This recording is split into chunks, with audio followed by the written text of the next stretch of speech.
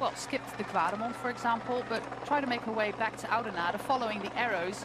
And then she crossed the finish line still with her transponder on the bike, and she got classified despite not having done the entire race. But she was pretty excited. She is the Dutch non-elite champion. So they race a combined Dutch championships with riders who have a contract with an elite team and riders who don't. And because of that performance that she did last June, she got a contract with Marianne Vos's team. And she's doing pretty well, and it's very well suited for these kind of races, being so tall and being so strong. Well, it's really exciting to see Marianne Vos in top form again and really talking up this Tour of Flanders. She wants it so much. One of the former winners that is in this race, so she can make history along with Judith Arndt and Miriam Melkers, both two riders in the past who have won twice Ronde van Vlaanderen. And Marianne Vos, I mean, if she did that today, it would be something really, really special. And one of the most experienced riders in the peloton, and experience goes a long way in a race like this.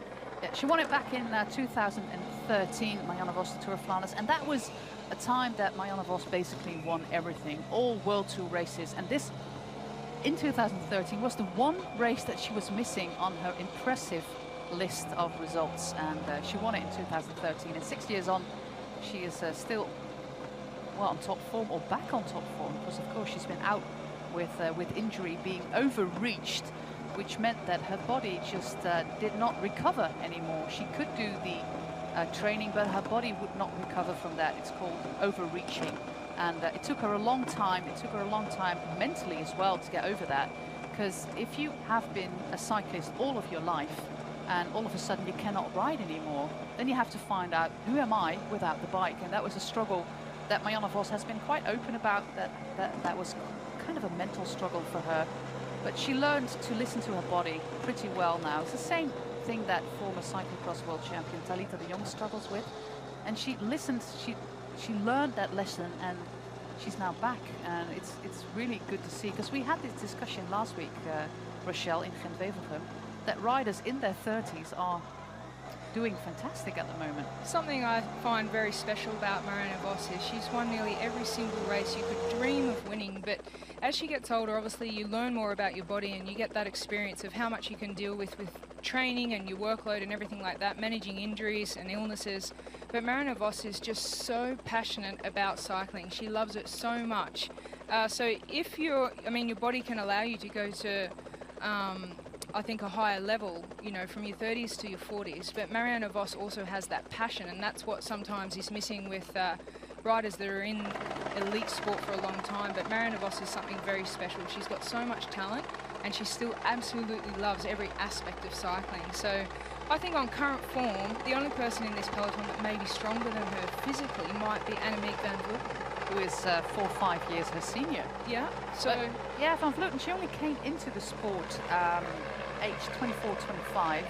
So the career of Van Vleuten is only, what, 12 years? She started football, and then having some trouble with her knees, started picking up cycling. And if you look at the statistics of Annemiek van Vleuten, those are the most impressive of the entire peloton here, because she finished 8 times in the top 10. And she won this race 8 years ago in 2011, when she was still, well, in the early stages of her career. So if you look at the statistics, she's impressive.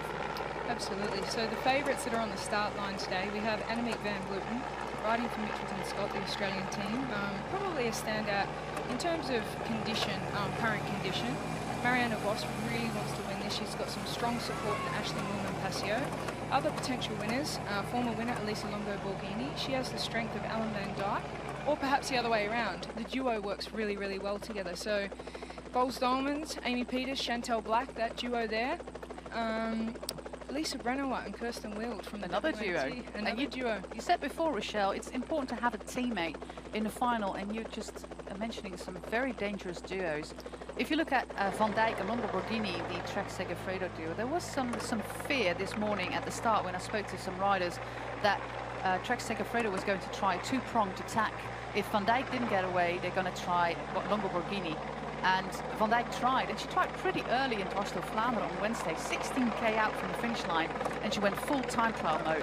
And I think she might try that again today. And if there's one other rider who can go full time trial mode from the Paterberg, it's Annemiek van Vleuten. Yeah, and then one other rider that doesn't have a really strong duo that could win today is Marta Bastinelli. She's in the form of her life. She really is in good condition. She's been out training a couple of days ago over these bergs, just flying over them. She rides for the Virtue team. The owner, Bjarne Rees, is here today. He's in the car, so that will give that added motivation or added pressure. It could go either way, having the big boss following in the car. So that little move we just saw from the FDG rider was Shara Gillow from Australia, just pushing the pace there. They've still got to catch that breakaway, 2 minutes ahead of them, but as we said, a lot of really hard racing to come just yet. It's a very interesting place to attack, or just to up the tempo, because we just passed the feed zone, and we're now going towards one of the other provinces in Belgium. We basically ride through Eastern Flanders, which is a province, Oost-Vlaanderen, and then just one little detour through the French-speaking part of Belgium, Henegouwen, Hainaut. And there's not a lot happening there if you look at the course, and especially at this place, they try to force something, which I find remarkable. Well, the thing is that it's the climbs are the scary part for a lot of riders, that they focus and concentrate so much on it. But we've seen so many times in the Ronde van Vlaanderen, the move of the day is normally made between the climbs, over the top, on the descents, in those moments where everybody's like, okay, I ticked that box, I got over that, and they relax, and then bang, one of the attacks goes, and that can be often the one that sticks. So in this race, especially from now until the finish, the riders can't really afford to hesitate. And we were speaking earlier about Emma Johansson, one of the world's best cyclists in her time and never won the Tour of Flanders. And she said the reason was she was too concerned about the other riders and who was going to chase, and that she needed to race a little bit more on instinct. So I think from this part of the race, they've already raced a long distance, but they need to be so focused mentally and race a little bit on instinct when the moment's right, and not let the wrong combinations go up. There was a little crash at the feed there. Touching wheels. Well, somebody touched Chantal Black's rear wheel, looked like one of the Movistar riders. And this is very interesting. All the way at the front of your screen on the right, you see a rider who was part of the very first Tour of Flanders back in 2004. Look at this Movistar team. It looked like a little mishap in the feed zone. Of course, those bags, they can be quite dangerous getting in your wheel. And here we see again, yeah, she's looking. Yeah, and then she touched wheels. Oh, it's pretty amazing that Black stayed upright. That was Sheila Gutierrez, who got a top 5 in the Ronde van Vlaanderen race on Wednesday. And this is her teammate, Roxane Fournier, the French rider, who's a pretty good sprinter as well. So this is not good for Movistar. Yeah, Gutierrez from Movistar would have been one of the outside chances I had on my list today. But for number 1, Chantal Black, she got a pretty hard hit to the rear derailleur there, which is something that can cost you the race. She held very steady, and she didn't wobble at all, but her rear derailleur did get a hit from that front wheel of the Movistar rider. So let's hope her bike is okay. No doubt she'll be putting her hand up to get some checking and assistance from the team car. So you can see at this point in the race, it is the point in the race where they have no categorized obstacles, and they relax a little bit, they take their feed, but it can be in moments like this where a break goes away. Trixie Worrack, who is at the front here, was part of the very, very first Tour of Flanders, a whopping 15 years back in 2004. And it was the year 2004 that Zubirova won, and Trixie Worrack got second. 15 years on, she's still here. That's just one amazing bike rider. The small rider in the middle of the screen there from Trek Segafredo, Trixie Worrack. I would nearly go as far as saying she is the most experienced rider in this peloton, and she's a fantastic team leader and team captain. She's come back from injury where she had a very bad crash and actually lost a kidney from having a bit graphic, a stomach cut. So that was actually one of the 2 times that she missed a race, because she crashed in Trofeo Binda in March and missed the Tour of Flanders in 2016. And the other Tour of Flanders she missed was 2008. So she's been a part of this peloton now for 14 Tour of Flanderses. Well, you can see she's doing her job as she always does there, just protecting Elisa Longo Borghini, one of your former winners that's in top condition as well, will be wanting to try and win again for the 2nd time. But she also has teammate Ellen van Dijk, who could potentially win here. We're looking at the WNT riders all lined out there. They have Kirsten Will and Lisa Brennauer. and the Belgium champion also sitting comfortably in there. We see Lotte Lepisto, the Finnish champion. Can she make it to the finish as a sprinter? That's the big question. How hard are they going to race the final of this year's Ronde van Vlaanderen? They're a little bit scared that it's a bit tougher in the final than it has been in the past, because they've thrown in a couple more climbs, significantly the Taemberg. Difficult climb, and that's what's worrying everybody, the combination. Bobbles and climbs. And there's not much time to recover between that, the next 4 climbs that come up. Now, this is the thing about Lepisto. Why is she riding all the way at the front, her head in the wind again? It's a thing that she's been doing for years and years, and she should by now have a little bit more faith in her sprint. Well, it'll be interesting to see if she's actually saving anything for the sprint today, or if she's purely on domestique roll for her teammates. We saw that she's just having a look around there at the front of the peloton. So we're seeing a moment in the race here where we said there's no categorized obstacles, climbs, or anything like that, but they are approaching a very difficult 4 climbs coming up. La Houppe comes up first, which is not a categorized climb, but I can tell you from experience a couple of days ago that it is quite significant, especially at this point of the race. And the Canarieberg, the Taenberg, and another uncategorized climb, which is cobbled, the Steenbeekdruis. So there's quite a few consecutive climbs there.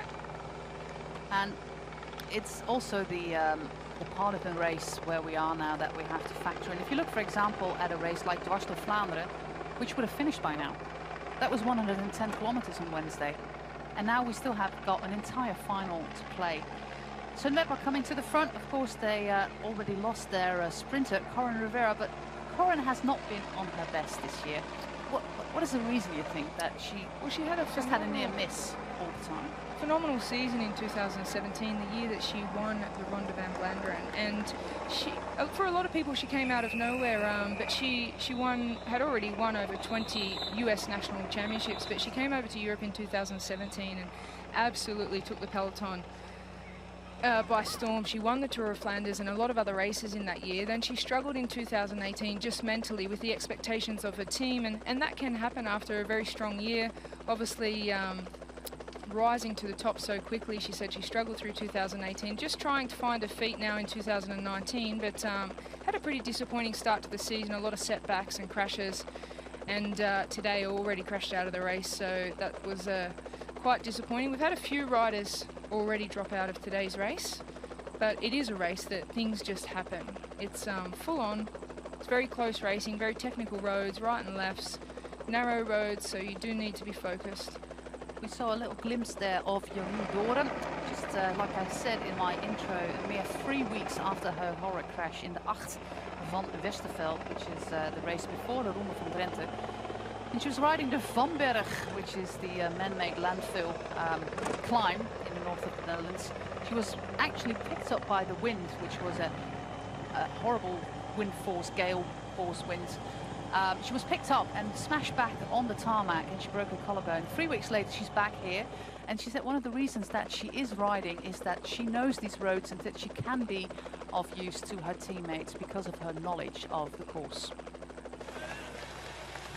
Well, the peloton, this is the lead break that we're seeing again here. 1 minute 34 in front of the peloton. No big favourites in this breakaway, but they are working well together and they want to try and stay away as long as possible. I don't think the peloton has underestimated any of these riders. I think it will come back together, but 1 minute and 28 seconds advantage for these lead riders.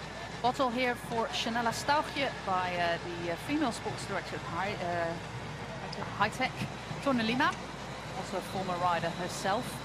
Chanella Staugje is still a pretty young rider, just like her compatriot from the Healthmate team, Kylie Waterreus. Both riders were, well, top junior riders back in the day when they were riding in the Netherlands, and they both have had a little bit of trouble making that step up to the elite level. Kylie Waterreus still under 23. She's still pretty young. She hopes to make that step here, riding for this Belgian team, getting the chances to ride World Tour races. But Rochelle, what makes it so incredibly hard for top junior riders when they come into the elite ranks?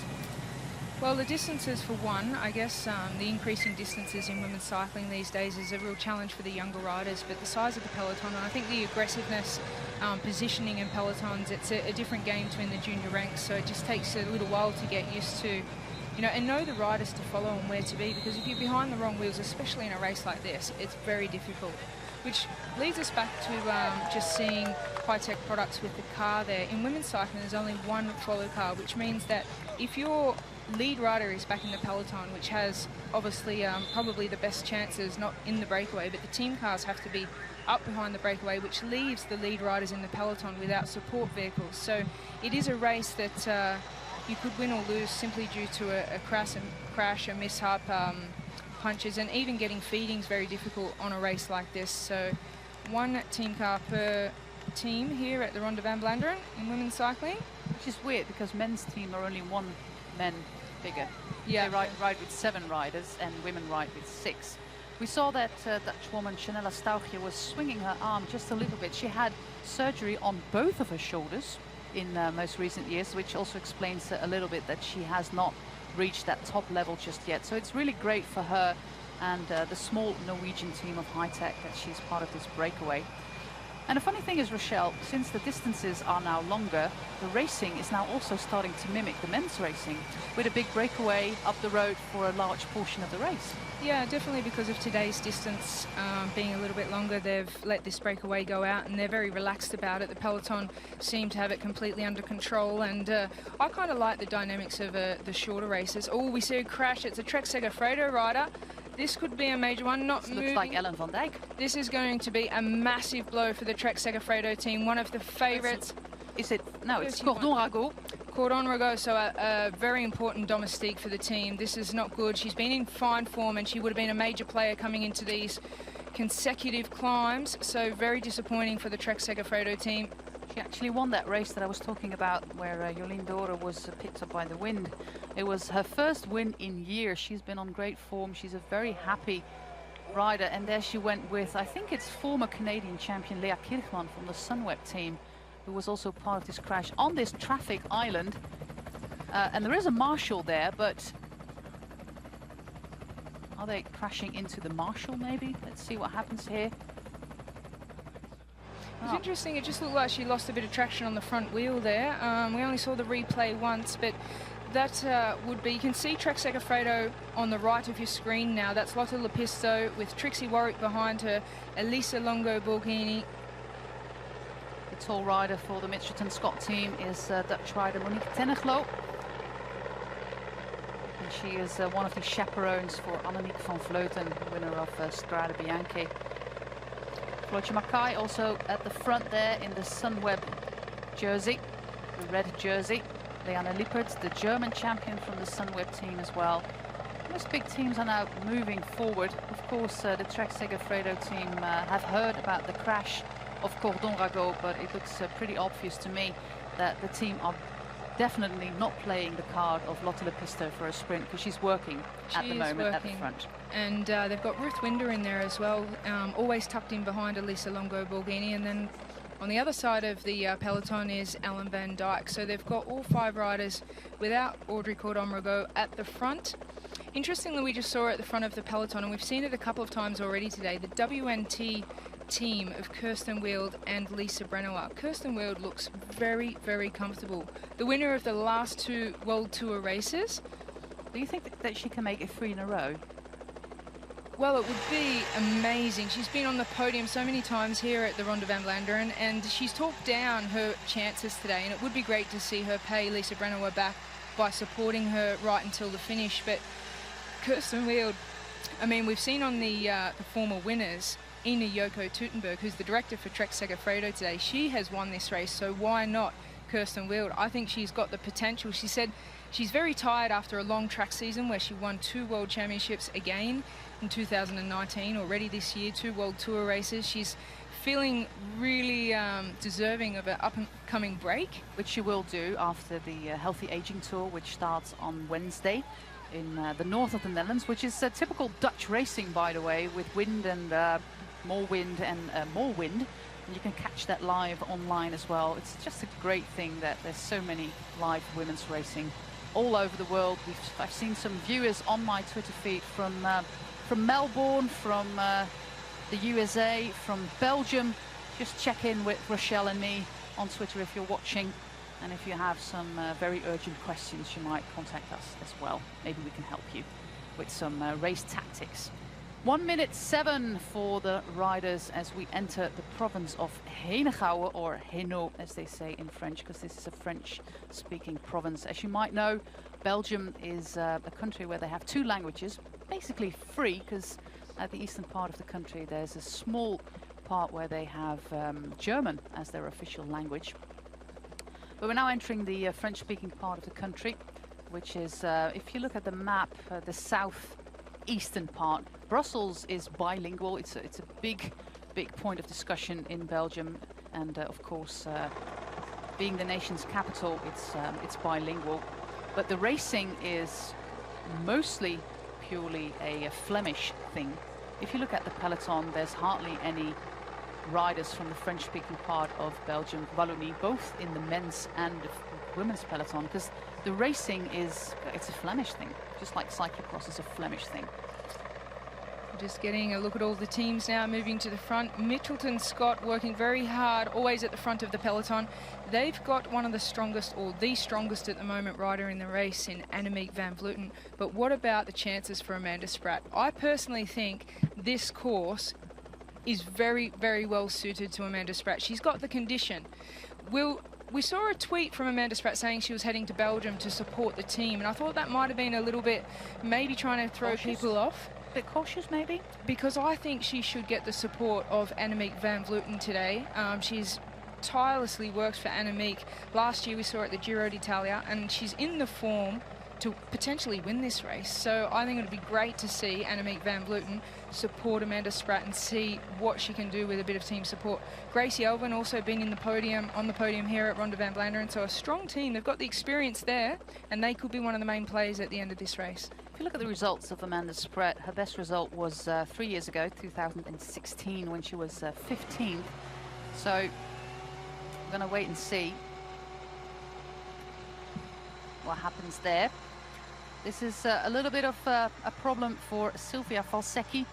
She is one of the riders of the Italian Team Pursuit team, where she is, of course, the most experienced rider, riding alongside Elisa Balsamo, Letizia Paternoster, for example, who was third last week. She's not here this week, but she got an amazing third place last week in Gent-Wevelgem, one of those up-and-coming riders from Italy. Interesting to see how they're panned across the road here. It's one of those sections that are not categorized climbs, but it can be where we will see the peloton come across, and maybe they can do some damage and split this up. So team directors sitting back in the car are often watching a live stream of this, and if they can see that the breakaway is breaking up here, they know it could be a great point to actually upset the peloton. Is this the kind of knowledge that also gets across to the team managers? Of course, it's on live television, also in Belgium, so people can watch this in the team car. So a lot of team managers will see an opportunity here to try to make it a hard race and split the peloton a little bit. Absolutely, and it's quite often now that they put the director in the passenger seat and have a different driver, just so the director can have communication from people outside of the race, and the mechanic's always looking at the live stream.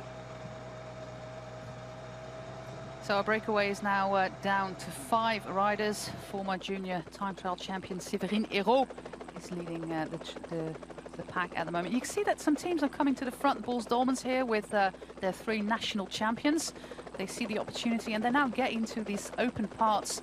Also Bigla are making their way up to the front. Trek Segafredo, everybody sees that this is a dangerous part, that there might be an opportunity here to split the pack. This is prime territory for echelons.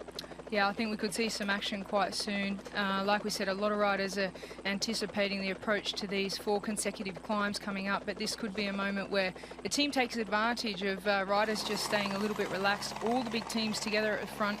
Boels Dolman on the right of your screen, you've got Trek Segafredo, Annemiek van Vleuten just there on the left, trying to move up. One of your big favourites for today. Bastianelli on her wheel. And also the Park Hotel Valkenburg team with in 3rd position Sophie de Vuist. She's been on grand form so far, had a top 10 as well in Ronde van Vlaanderen.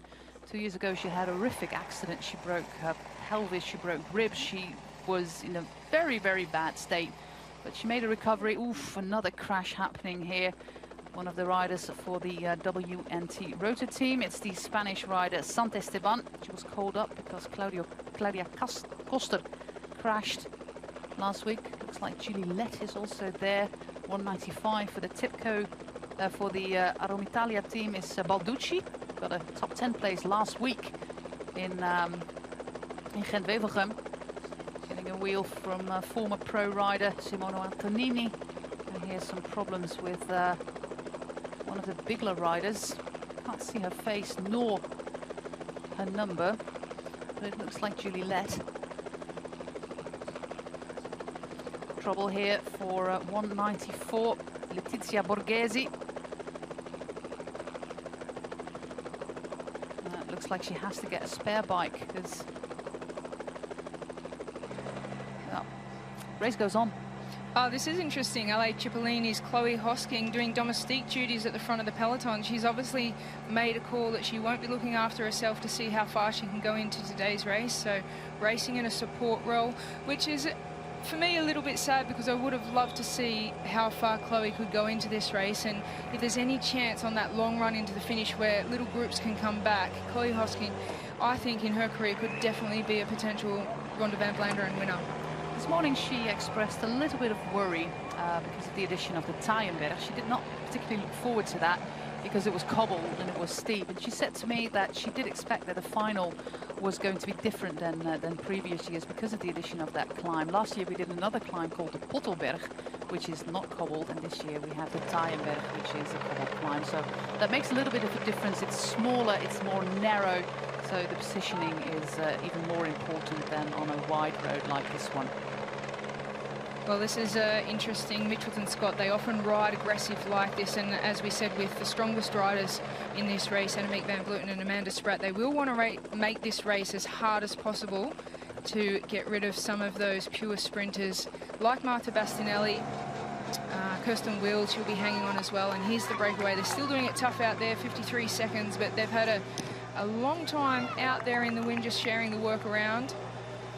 Let's mention their names again because they're doing a very valiant effort today. Sanguinetti, Séverine Hérault, Kylie Waterreus, Chanella Stauchje and Xenia Dobrinina was also in the breakaway on Wednesday in Ronde van Vlaanderen, 3-woman breakaway back then. So she's showing again. This is Falsecki being caught by the peloton, led by Julia Soek, the Sunweb team, followed by Kirchmann, Lucinda Brandt, Lippert. Those are the riders for Sunweb. There is Kirsten Wild also at the front of the race as we pass through the feed zone for the men's race. So it's not the feed zone for the women's race. We're 50k out, which means that we are approaching the final 5 climbs, starting with Canarieberg. And if you look at the Canarieberg, it's 1,000 meter. It starts in about 4k out, 14% maximum and 7.7 average. So that is why the peloton is getting nervous at the moment, because we're approaching Canarieberg, and just before that there's another uncategorized climb, Rochelle.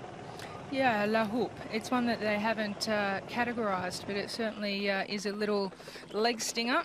So not cobbled, but it comes just before the Canarieberg, and the other one that they've not categorized comes after the Taaienberg, which is the Steenbikreis, which is making that 2 uncategorized climbs amongst this little consecutive difficult section of these 4 climbs. Chloe Hosking doing an amazing job for her teammates, just keeping them at the front out of trouble. And you can see on the right of your screen again, Mitchelton Scott, they've got it all together. They've done this many times. But who's Chloe Hosking working for? Well, LA Cipollini will have a couple of cards to play, see how far they can get their riders to the finish. Paladin has been on great form, the Italian rider. As I said, it would have been great to see how far Chloe could have gone, but your favourite for the day, Amy Peters, at the front as well. So is she on domestique duties? She's got right behind her Amelie Diedrichsen from Boels Dolmans. All the way at the left of the peloton, trying to make her way to the front, the European champion. She lost a little bit of room there, but she's fighting her way back. The thing is, Rochelle, I suddenly realised that she's not wearing that purple leaders jersey for the UCI Women's World Tour. Yeah, the youth classification for the Women's World Tour has been a little bit confusing. Different reports on the internet on how the point system works, so perhaps they're just trying to... No, but I'm talking...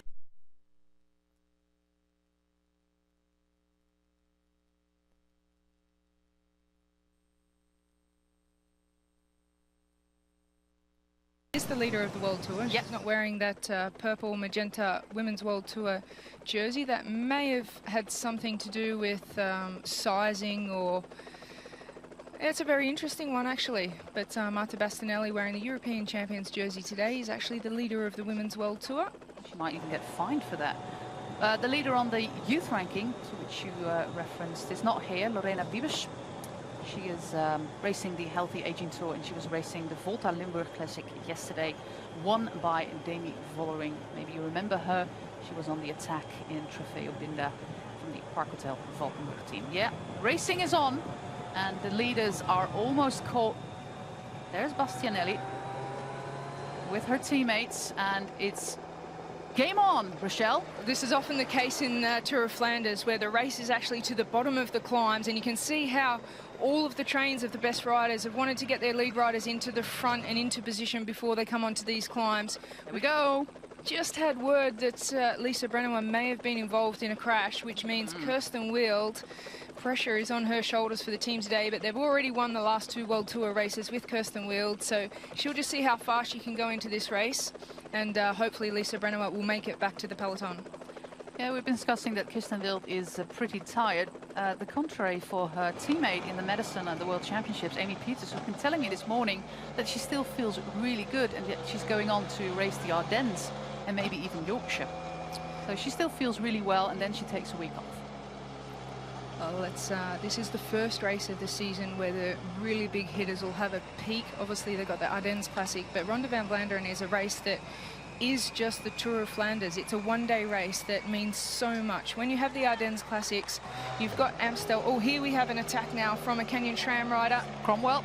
Tiffany Cromwell? Yeah, Tiffany Cromwell, always racing aggressively, wanting to set this up for teammates. Elena Cecchini, the Italian, will be their rider of the day, but Tiffany Cromwell, she always has a go, and she knows this race. She's been racing it for years, and she loves it. She thrives on the atmosphere, and she's just a racer. This is Christina Sigard, former winner of Omloop het Nieuwsblad, struggling at the back, and many riders will struggle now. We're 115k into this race, which is a normal distance for 1.1 racing, which is the second category of racing. So it shows how hard this race is. At the front, we see Amanda Spratt looking very, very focused. She was very focused this morning as well, just a tad nervous as well before the start. And she was also very excited, just like Gracie Elvin.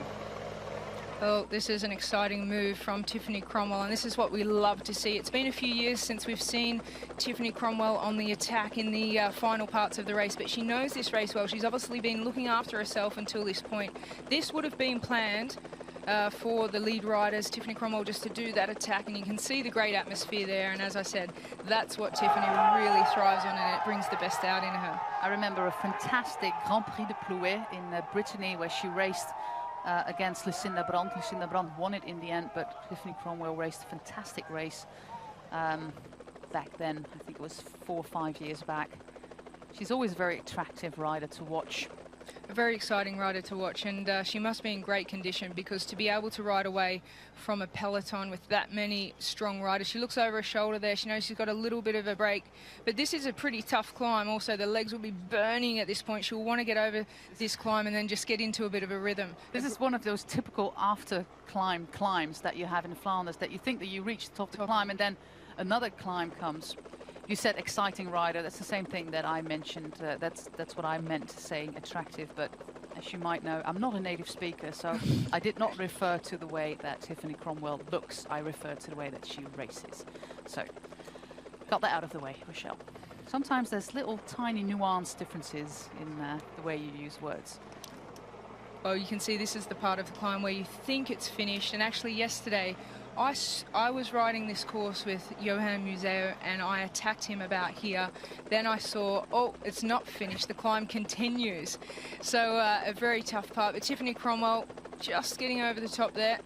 Then she goes all the way to the back of the bunch. So that attack may have been timed not to perfection, to say the least. Trek Segafredo and Mitchelton Scott. Look how comfortable Amanda Spratt looks there in second wheel. Trek Segafredo, they've got Elisa Longo Borghini and Ellen Van Dyke to finish the race off.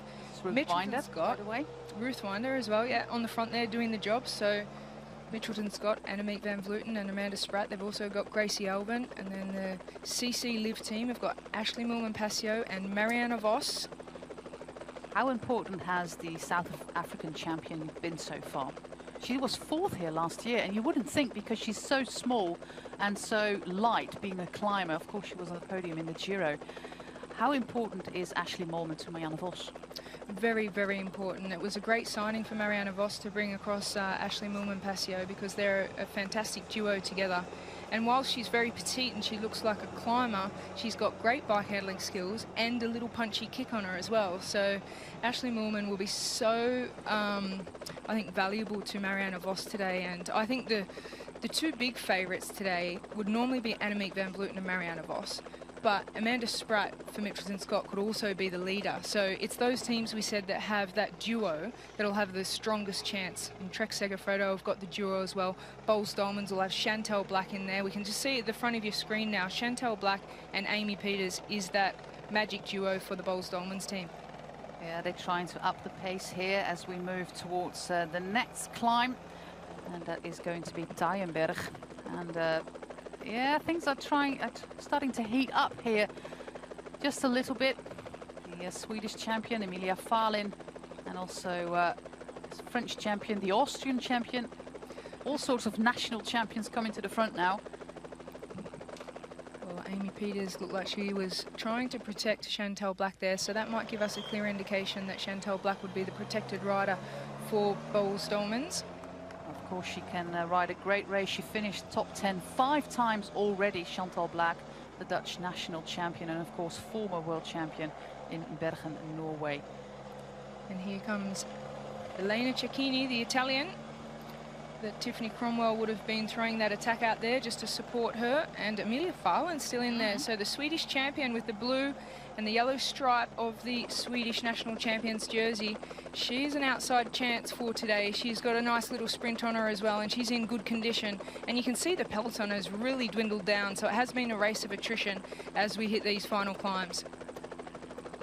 Yeah, the final climbs are coming up now. We're going towards the 7th hill of the day, which is Taaienberg.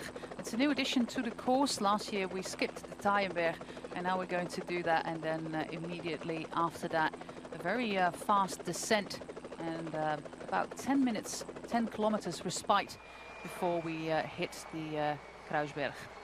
See some rider off the edge there. And some help. That's Ashley Moolman-Pasio. That's the teammate of Marianne Vos, who we were just talking about, the South African. So Marianne Vos will need her to get back into that group for the support in the end of the race. But the heat is on at the moment. The pace is up, so that makes it really, really difficult for Ashley Moolman to come back. And because the peloton is split in so many different groups, the team cars will be further back because they will not be allowed to race or to ride directly after this peloton, directly behind this peloton, which makes it more difficult for Ashley Moolman to get that new wheel. Yeah, if you have a mechanical at this point, it's very difficult to get a quick service. That's why having teammates and strength in numbers, as we said in the peloton, is so crucial and important in this part of the race, because if you can't get your team car servicing you directly, you need to be able to rely on a teammate. So numbers are so important at this point of the race. You see some great riders at the front here. Amanda Spratt really, really focused and controlling here. Lotte Kopecky, the rider for the Belgian Lotto Soudal team, is there as well. Chantal Blaak, Amy Peters, Annemiek van Vleuten. All the big names are here when we are approaching the Taaienberg. Let's see where Chloe Hoskin is, because she said this morning that she was dreading this climb just a little bit. But it looks like she's still there in the peloton. Lucinda Brandt through the middle, Iriona Mine, one of the teammates of Chloe Hoskin, the Japanese champion, and Marta Bastianelli looking so, so good there at the right side of the road. Remember last week, Rochelle, on the Camelberg, she was just throwing away those punches. She was so, so incredibly good. And then I thought when she was riding the Camelberg, it's like, just take it easy, just rely on your sprint, but she was so much expressing how strong she was. And I don't know if it was intentional. She just has such good form at the moment that she wants to push on the legs. She wants to have a hard race. She said many times in the last few weeks that she gets nervous with the big bunches coming to the finish. She wants to have a small peloton arrive at the finish, and she is one of the fastest sprinters in the peloton, so she can win from nearly any combination of riders into the finish, so she wants to make it as hard as possible. But this is an impressive ride to this point from Lotte Kopecky, a former world champion in the Madison with Jolien Daughter, and now they hit the cobbles. Yeah, Kopecky, she was 5th back in 2017, had to sit out the edition last year because of an injury, but with her current form, she is really thriving. She was 5th in Drenthe, she was of course 3rd in the Panne, she was 5th last week in Gent-Wevelgem. So Lotte Kopecky is on fire, taking that form from riding all winter on the track, taking that also that how do you call that? That she can just increase the tempo. She has that punch that she takes from the track, takes it here in the Flemish Ardennes. She's looking very comfortable and at home on the cobbles. Amy Peters just driving it there. We said she'll be riding for Chantal Black. Amanda Spratt looking very comfortable with Annemiek van Vleuten tucked in behind. Elisa Longo-Borghini is there as well. Floortje Mackay, Lucinda Brandt, the 2 Sunweb riders, Marta Bastianelli, Jonna Mine, and the struggle at the back for one of the Tipco riders, Lauren Stevens here with number 105. 164 is a rider from Kazakhstan, Umut Sanova. Thankfully I got that out right. But at the front, all the big hitters are here. Where is Marianne Vos? Do we see that orange helmet and those rainbow bands on the arm? We see Avi Kuipers, her teammate, so Marianne Vos should not be far. Let's see if we can see the former world champion. Looks like Amy Peters is struggling a little bit. Well, she's been on the front of this peloton on this climb, and you can see on the cobbles it really does show which riders are feeling comfortable and which ones are struggling and wrestling a little bit with their bike to keep that momentum and contact with the road. We haven't talked about tyre pressures yet, but that is so important at the Tour of Flanders. We've had reports of teams riding as low as 4 bars in their tyres, so you know, back in the day when I raced, there wasn't that much knowledge amongst the teams and the mechanics and things like that. So they were riding, you know, we were riding 6 and 7 bars. Now they're down to, you know, as low as 4 bars. So the pressure very low. And you can see the riders that are comfortable, they would have done a lot of work to their bike and been out there testing it. Dry weather today, so a lot of riders very well tuned with their bikes. There's Amy Peters on the front with Chantal Black just behind. So that'll be, it looks to me like Chantal Black is the leader for the Boels-Dolmans team. Very impressive climb there from Lotte Kopecky. Marta Bastianelli looked comfortable in there as well. And Sarah Elvin and Sarah Roy on the left side of your screen trying to get a bottle, in which she succeeds. Gets an energy gel. We've got about an hour left of racing, a little bit over the hour, because we've got so many climbs still to do. I think we've got 1 hour and 10 minutes left to race 41 kilometers. Talking about tire pressure, that's the kind of thing that they figure out when they do the recon. CCC Live, they went on a training ride, on a recon ride a few days back, just before the Tour of Flanders, and that's what they use to decide what kind of wheels are we going to use, what kind of tire pressure are we going to use, and they did not want to share that knowledge with us. Yeah, I was speaking to one of the mechanics that said that he was spending all day 2 days ago changing the tires to tubeless, so they weren't riding tubular, they were riding the tubeless, and they actually inject the compound into the tubeless tire, and now we're seeing some attacking in this descent. It could be Elisa Longo-Borghini from the Trek Segafredo team just taking advantage of her descending skills. Awfully early, 40k out, but she did it 35 kilometers out when she won this race a few years back. Well, everybody thought she was crazy. It's also just a matter of making it harder for the other riders, because it's comes so natural and easy to her to get through the corners and attack on a descent. It may have even been Trixie Warwick, but we'll get a little bit of a closer look at who that rider was that attacked on the descent. Well, it's sure going to hurt the rest of the peloton. We are 120 kilometers into this race.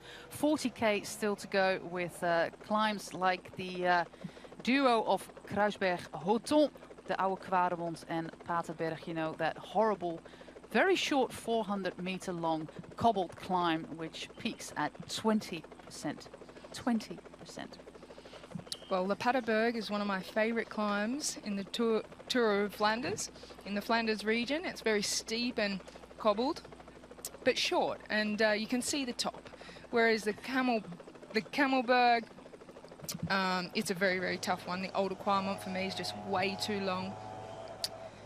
But these riders, I mean, the thing that makes Tour of Flanders so special is this year, the organisers have done a fantastic job to put all of the main climbs, and even in the same order in many cases as the men's race. So they've got all the crowds and spectators and the atmosphere. Lotte Kopecky of Lotto, she looks very comfortable today. On the front, Sarah Roy doing the job for Amanda Spratt and Annemiek van Vleuten in the crucial parts of the race. It would be fantastic for Belgium if Lotte Kopecky can win this Tour of Flanders. Only one Belgian winner in the past, in 2010, Grace Verbeke. And well, while the Belgians are pretty dominant in the men's racing, they are not in the women's racing. And it's just because there's not a lot of young Belgian riders racing, so they're not ride against each other. They do not make each other better like they do, for example, with the big numbers of riders back in the Netherlands. So it's a big difference between the men's racing and the women's racing when it comes to being dominant on the world stage. But if Lotte Kopecky manages to do that, she will do a huge favor to racing, to women's racing in Belgium, because she will be a huge inspiration to young riders in this country. Well, if a sprinter like Lotte Kopecky can get to the finish, you would think that Marta Bastianelli and also Kirsten Wild could make it to the finish. So in my opinion, the last three climbs are just too hard, especially those last two, for the sprinters to come back. But they do have that 13-kilometre flat run into the finish. If the wind picks up and they have a bit of a headwind, you could see a little sprint group come back. But it's what happened when Rivera won it. Yeah. When Anna van Dijk brought back that group after the Paterberg and got her teammate Rivera into winning position. Let's see if we can spot Kirsten Wild in this group, because Marta Bastianelli is definitely there, and we see one of the WNT Rotor riders at the back of the bunch, two of them. So hopefully those are Lisa Brennauer and Kirsten Wild. And a big group trying to come back. We have a little bit of a lull now in the parcours, because it will take us another 12 kilometers before we get to the next climb, which is the combination of Kruisberg and Hoton. So maybe they have a chance to get back to the front here. So the Kruisberg and the Hoton, those two climbs kind of roll very closely in with each other, and then they have a little bit of time, but not long, until they hit the Olde Qualmont, the longer cobbled tough climb, and then a little short run until they get to the Paterberg, and then that 13 kilometers into the finish. So there you see one of the VIP setups for the day. It's amazing how much infrastructure goes into servicing the fans and the VIPs out there today. There's a lot of really big building constructions for the fans. And on the attack now, it's Lisa Klein of Canyon SRAM. More cobbles, which is 12 meters of cobbles. So this seems to be the tactic for the Canyon SRAM team. We just saw that attack by Tiffany Cromwell, and now former German champion Lisa Klein is going to try. Who could be their designated rider today? I think it might be, well, we've got Kasia Nuadoma in there, but Elena Cecchini, she's actually the partner of Alla Viviani, who's a very exciting track cyclist, and she would have taken a lot of confidence from having the advantage of a pro-male cyclist guiding her along the way, and her confidence is building. She showed a lot of talent a few years ago, and then she won the individual time trial for Italy last year at the National Championships, and I think her confidence is building. So I think Elena Cecchini, and also, I mean, Tiffany's done her job already, and Kasia Nuadoma, an exciting rider for Canyon SRAM as well, who's no doubt going to be there in the finale. And what about Alexis Ryan? Of course, she has a good sprint on her as well. Yeah, I think she might be used as a domestique, as we've already seen Tiffany Cromwell being used up. There's Lisa Brennauer for WNT back, so she had a little crash touchdown earlier, and now back in the peloton. A rider we haven't spoke about much at the front, Christine Majuris on domestique role for Boels Dolmans. Worth her weight in gold. Absolutely, a massive, valuable rider to the Boels Dolmans team. And now we see Marianne Vos for the first time at the front of the peloton in that orange jersey, CCC. She's got the World Championship stripes on her sleeve. She's already won the Tour of Flanders and would love to make it too. It's her main goal this spring season. She comes up the back of a fantastic cyclocross season in which she won some World Cups. We can see she's still got quite a few teammates in the peloton there, which is interesting for the CC Live team, because they've got those two names in Marianne Vos and Ashley Moolman-Passio, and then they've got some younger riders, but they're doing very well. And they've done a lot of recon on this course. They know it very well. Yeah, 3 Dutch riders here in the same peloton as Marianne Vos. Rianne Marcus, Evie Kuipers, Sjane Korvaart. And let's see if we spot that South African jersey, if she's back after that little mechanical. Do you see Ashley Moolman? I see Kirsten Wild there for WNT, number 61, and also Marta Bastinelli. So they're your two sprinters that we're wondering if they'll make it to the finish. Marta Bastinelli in top form. And if Kirsten Wild gets to the finish, she's won the last 2 World Tour races. That would be very interesting. Royal Sprint. Let's hope now the pace is down just a little bit, that Ashley Moolman manages to come back.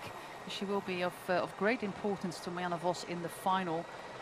Also, Marta Cavalli is there. She is the Italian champion. She's currently 3rd in the UCI Women's World Tour Young Rider ranking. Really having a breakthrough season at the moment, Marta Cavalli. This is Roxanne Kneteman. This is going to be her last Tour of Flanders. She's going to retire after this year, the daughter of former world champion Gerry Kneteman. Well, Chloe Hoskin from LA Cipollini is still in the peloton. She was very worried about the Tayenberg, and she successfully got over that and now getting comfortable again in the peloton. No doubt she'll move to the front before the next climb of the Kreuzberg, and it's Christine Majuris on the front of Luxembourg with the national champions jersey of Luxembourg, just leading out her Boels-Dolmans teammates. I think Christine Majuris is now at a grand total of 25 Luxembourg titles across the time trial road race and of course cyclocross. A lovely rider, like I said, worth her weight in gold, always very approachable, like most of the women's peloton, by the way. So if you want to go watch a women's race, the buses are not locked up. You can just chat with the riders, ask for autographs, ask for pictures. That's the great thing about women's racing. And the thing at Boels-Dolmans is that nobody seems to have a regular Boels-Dolmans jersey anymore. It's national champions, world champions everywhere. And it's a very, very tricky situation for the clothing manufacturers when you have a team of, say, 15 riders and you have 10 of them wearing national champs jerseys. That just means a lot more work for the manufacturers getting all of the national championships made. And in Europe they have the national championships in June, which is a tricky thing, because after the national championships they generally only have a few days until the Giro d'Italia starts, and the manufacturers are going crazy changing all of the national champions jerseys. So as women's cycling is getting more professional now, they are preparing in advance just in case the national champions change. A little bit of an increase in pace by Ruth Winder here, followed by, is it Gracie Elfin? Yeah, Gracie Alvin doing a great job in the domestique role today, which is interesting given that she's been second at the Tour of Flanders in the past, but such a strong team with Annemiek van Vleuten and Amanda Spratt. That like a little breakaway starting to appear here with Evie Kuipers for the CCC Live team, Amanda Spratt for Mitchelton Scott, Ruth Winder. We see the Norwegian champion as well for the high-tech team. Well, speaking about the world champion, of course, we haven't talked about her just yet. She is the winner of last year's Tour of Flanders, Anna van der Breggen, but she's been doing other stuff. She's been racing the Cape Epic in South Africa on the mountain bike, won it as well with Annika Langvat. And she's coming back for the Ardennes Classics, which she won also, of course, Flèche Wallonne, Liège-Bastogne-Liège. So she's having a little bit of a different approach to the season, Anna van der Breggen. And she was, it was with a sad heart, she said, that she's missing out on Tour of Flanders. But well, she has to make her choices, of course, for her program. She's won so many big races, you know, with Tour of Flanders already having won that. She's got a big season ahead of her, and 2 years ago winning the triple at Amstel Gold, Flèche Wallonne and Liège-Bastogne-Liège. She'll want to go back there in the Ardennes Classics and have a really good run at it again. So, but it's tough. It's, you know, the atmosphere here. She'll be watching it very closely on TV after a training today, no doubt. But she is in top form because she won the Cape Epic along with Annika Langveld. So she's in good form. But to make that call to sit out today, a tough one. But bigger things for her ahead this season. I'm still trying to spot if Ashley Moolman managed to come back. We've still got a very big group where the group that was chasing after the Tayenberg has managed to come back. Some riders from WNT Rotor as well. Sanet Esteban, the former Spanish national champion. She is fortunately back. She was on the deck. She crashed a little while ago, but she's back on this group. So, like I said, we got a little bit of a lull going on before we hit the last 3 climbs of the day, or basically it's 4. Kluisberg-Roton, which are usually called as 1 climb, but they are 2. And then Quaremont-Paterberg, and then we've got a 13K stretch to the finish line, where still everything can happen. So far, it's been an interesting race with increases in pace and then some, unfortunately, some crashes taking out the American champion Corin Rivera, among others. But there's still everything to play for. I said very early on today, Rochelle, that Amy Pieters was my favorite to win this. Last week I had 1 point with Kirsten Wild, so are you going to score the equaliser today with your pick? Well, I haven't actually made a call for today. I'd love to see Amanda Spratt take the victory, but it'll be a question of whether she's supporting Annemiek van Vleuten today or not. That's the big question. But you can't really go past Marta Bastianelli too. She's the only thing that I would doubt is that she's been on really top form since Strade Bianchi, where she finished 4th, which is incredible for somebody who's more known as a sprinter. If she could get to the finish, she's hungry for today. She's got the team boss in Bjorn Rees here watching. And Marianne Vos would be one of my favourites as well. I just love to see her win. She's got the experience and the knowledge. She's got everything. She's got the form. But I need one name to get you equal with me. It's a hard call because numbers do play a big game, and we don't know yet if Ashley Millman's back in the peloton. But I still don't see that magnificent South African jersey, so I'm a bit fearful that she's not. Well, I'll go with Marianne Vos. It's always the sympathy pick and fantastic winner to have. Exactly. It's emotional. It's emotional. And there's riders like, I mean, Chantal Black is still in there looking quite comfortable. She has the support of Amy Pieters. Lotte Kopecky sitting comfortable in there as well. There's so many riders that could potentially win this race, and that's why it's so exciting. Now, Trek Segafredo are always looking very good together. They've got some clear motives today. We haven't seen Ellen van Dijk too much at the front, so she'll definitely be a rider we see launch an attack.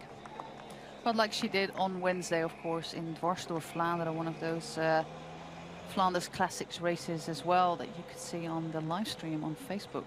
And she went out 16K to go, full time trial mode, and won that race in magnificent fashion, Ellen van Dijk. So we've got a group, if I count it quickly, I think we're down to about 40-50 riders.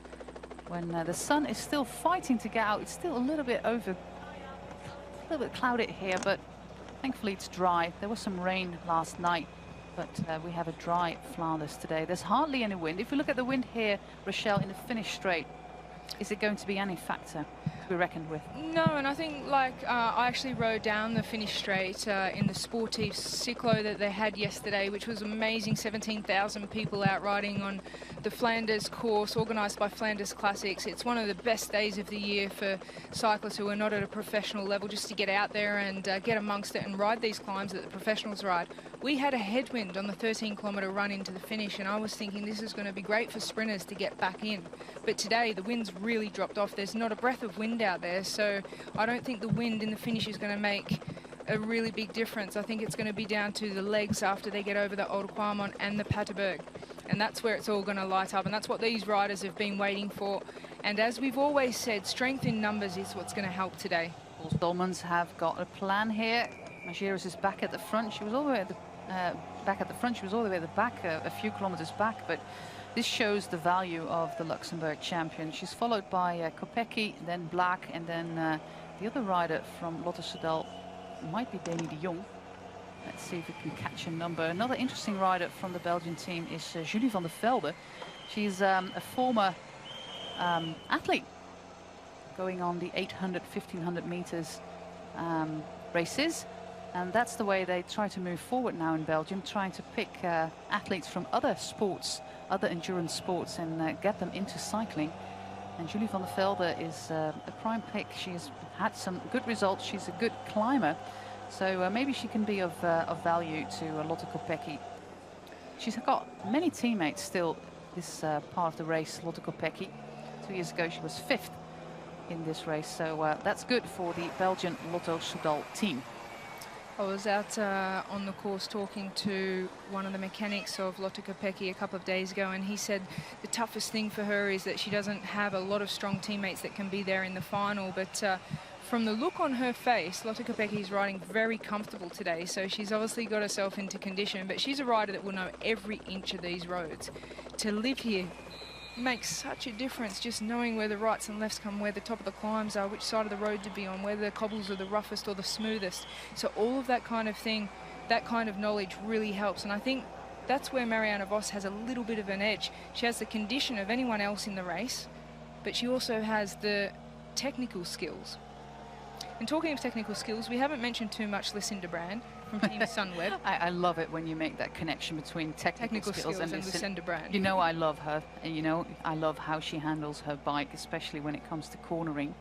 Yeah, Lucinda Brand, she didn't have the best of results so far, but her third place, her podium place in Ronde van Vlaanderen on Wednesday did give her some confidence, I think. And confidence is very important. If you look back at your story about Lotte Kopecky, she seems to have come of age now, that she had these results. She has been top 5 in 3 out of 5 World Tour races so far, and that does something to a rider.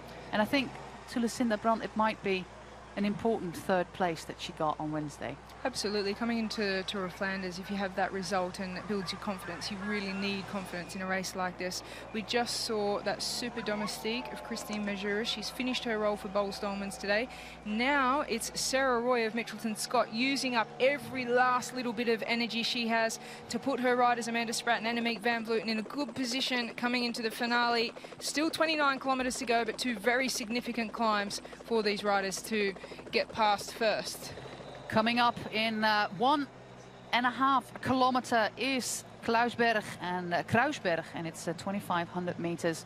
Averages 5% and peaks at 9%. And you can see what Sarah Roy is doing here for her team captain, Annemiek van Vleuten. She tries to set the pace to make sure that the team are at the front when we come to that climb. I don't think it's the climb where Annemiek van Vleuten should try her attack. I think she should wait for Paterberg if she has the time to wait. But what Sarah Roy is doing here is very strong. Well, I think that's what Mitchelton Scott are going to do. They're using up their strength now. It'll be Annemiek van Vleuten will go on a massive attack. Amanda Spratt will cover some wheels. And now it's Trek Segafredo moving to the front. Great ride by the American Ruth Winder. She's been a very instrumental part of the team today, trying to set things up for Elisa Longo-Borghini and Ellen van Dijk. Of course, she had a wonderful Giro last year, Ruth Winder. She even got to wear the pink jersey. She made her move to Trek Segafredo in showing that she has been, that she is a great addition to that new women's team. Look how relaxed Cicely Uttrup-Ludwig is looking there with Marianne Vos, Kasia Nievadoma, Chantal Blaak, Amy Pieters, Elisa Longo-Borghini, Lucinda Brand, like you said. And is that Lisa Brennauer? Yes, it's Lisa Brennauer. I think I can make my call now, Jose, after seeing the... You say Vos. The look of Vos. I say Vos. I say Vos. She's on a mission today. She's got herself into condition. She's talked more about trying to win this Tour of Flanders than she has any other race I've known in her career in the last couple of weeks. So that makes me feel that she has done everything in her preparation. There's Chloe Hosking just struggling now over the Kruisberg. And if you look at the difference between Lucinda Brand and Marianne Vos, who both had a great cyclocross season, Lucinda Brand seems to struggle with the move to the road, while Marianne Vos has really thrived off the back of that cyclocross season. So 2 riders with this similar schedule, similar program of racing, and 2 very different results. So that's very interesting to see. And of course, the cyclocross riders are booming at the moment. Wout van Aert, Mathieu van der Poel with the men's, Tenek Stibar, of course. And also in the women's peloton with Marianne Vos, Lucinda Brand. There is Mitchelton Scott again. Sarah Roy did her bit, and the next bit is being done by Amanda Spratt. So we're off to Kruisberg. This is one of those climbs where you think, yet again, hey, we're done with this climb. Let's get over it. And then we're not done. And another part comes. Well, Amanda Spratt now taking to the front. Is she doing the job for Annemiek van Vleuten? As she said on her Twitter feed, heading to Belgium to support my teammates at Ronde van Vlaanderen, taking the pressure off herself as a leader. And this looks like she may be setting things up for Annemiek van Vleuten today. She's just applied a little bit of pressure there. Oof. Some cobbles here. which makes the peloton nervous. Oh! Whoa, that was a horrible crash by the French champion, Aude Bianique. She just flew off the cobbles and just missed that car. Just narrowly missed that car, but thankfully she's back on her feet, the French champion from the Movistar team, Aude Bianique. But that was a terrible thing to watch. Whew.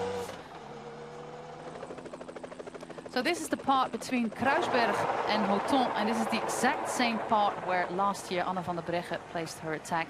Jolien D'Hoore, of course, she has been off the bike for 3 weeks, so this is a little bit difficult for her. And also in this group, Rochelle, is Kirsten Wild. Dropped. We had high hopes that maybe she could stay in there. She said she's feeling very tired at this point of the season after a long track season, winning her 2 World Championships on the track, already won 2 World Tour races.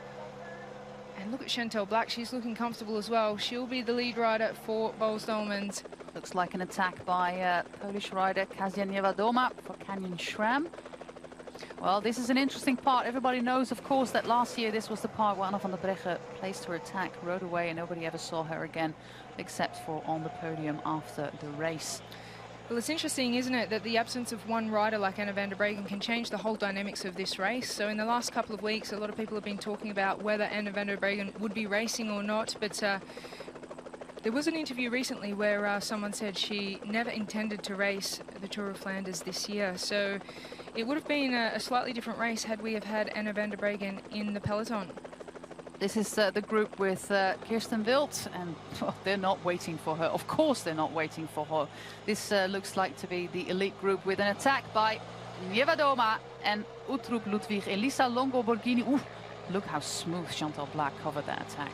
Chantal Blaak looks in very good condition. You can see Lisa Brennowert behind from WNT really fighting, but this is a strong attack by Kasia Niewiadoma.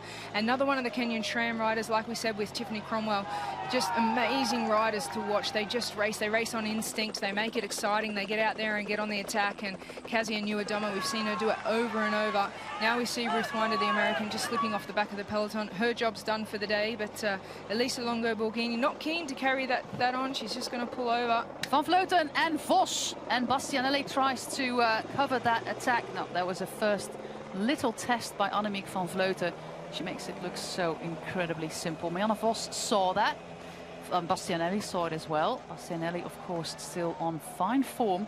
They are not getting rid of her that easily on Quaremont and Paterberg. Well, it's definitely going to be the ambition of riders like Annemiek van Vleuten and Marianne Vos to try and shake Marta Bastianelli, because she's super fast at the finish. She's in such good condition. And as we said, she has the motivation of having the Team Vos Bjarne race in the team car watching today. So Marta Bastianelli, I mean, she wants this really bad as well. Can the likes of Marianne Vos and Annemiek van Vleuten drop a rider like Lotte Kopecky still in there, and Marta Bastianelli, very fast finishers? Is this Soraya Paladin, the Italian rider, who's been having a breakthrough year so far. Let's see if we can confirm that by numbers. Maybe it's her German teammate, Romy Kasper. Well, this is interesting. It is Lisa Klein from the Canyon SRAM team, and there seems to be a little bit of doubt going on in the peloton at the moment. Who is going to cover this attack? Well, interestingly, Ellen van Dijk is putting the pressure down. We thought that it might have been Elisa Longo Borghini working for Ellen van Dijk, but in many of these cases, they use both of their riders just to cover things, and Gracie Elvins made her way into that break as well, and a rider from Virtue, the team of Marta Bastianelli. It might be Bertizzolo. Of course, she does not wear that yellow jersey anymore, or that blue jersey, as I should say. 25k to go. We've got good news for our American viewers. Corinne Rivera has no fractures. She has had some x-rays in the hospital, but luckily for her, no fractures for the American champion, Corinne Rivera. Marianne Vos, looking focused, looking relaxed, but of course she will be suffering as well. Yeah, I think there's a little bit of pain in the legs there. She's just gone right to the back of this group, taking some deep breaths. If she was feeling fantastic, we normally see her just cover moves like this and be always near the front. So a little bit of sign of fatigue, and it's got to play on their minds when they see riders like Marta Bastianelli and Lotte Kopecky just sitting comfortable, sprinters that are supposed to do it tough on the climbs. But, you know, Mitchelton and Scott are riding a fantastic race here. They really used Amanda Spratt to drive the pace on that climb. Sarah Roy, an amazing job as well. And now Gracie Elvin out there pushing the pace. Yeah, great team tactics by Martin Vesbu, the sports director of the Australian Mitchelton Scott team. Some riders coming back to this attack. Lisa Brennauer looking very solid. Oof, coming back there. That was a near miss. The dangerous thing about these Belgian roads is there's this thing in the middle of the road where these concrete slabs are being glued together. And sometimes these gaps between these concrete slabs are pretty wide. And if you're not paying attention, if your front wheel or rear wheel gets stuck into it, you are doomed. Yeah. A lot of the riders these days are riding 28mm tyres, so if you went back a few years they were still riding 23mm tyres, but now on the 28s they've got a little bit of a softer pressure. We don't see as many crashes as they're crossing over that join in the road, but we have seen in the past a lot of riders just come off crossing that little gap in the road. It looks like Marianne Vos may have jumped her way across to that move, and if so there'll be some attention from that peloton to close that down pretty quickly. Cannot let Marianne Vos go. Yeah, it's Marianne Vos. Great race, by the way, today by Team Hightech and by the Norwegian champion Vita Heine. She is 34 and she's riding a fantastic Tour of Flanders today. Yeah, they call it the big small team, don't they? They classify themselves as a smaller team, but they do punch above their weight. As the other team of Marta Bastianelli, Virtue, a similar thing. They call themselves a smaller team, but with already leading the World Tour. And 3 World Tour wins. Or one World Tour win with Bastianelli and a few other wins not on the World Tour.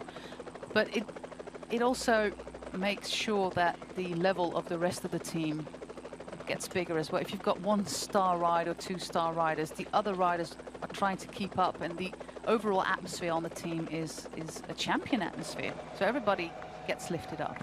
Well, it's a little bit different dynamic in the peloton this year, because last couple of years we've just seen Boels Dolmans dominate every single race they go into.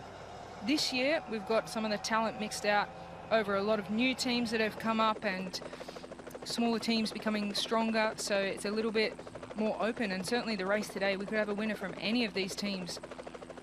Great presence by the Sunweb team. Still 3 riders in this group with, of course, Lucinda Brandt and Floortje Mackay.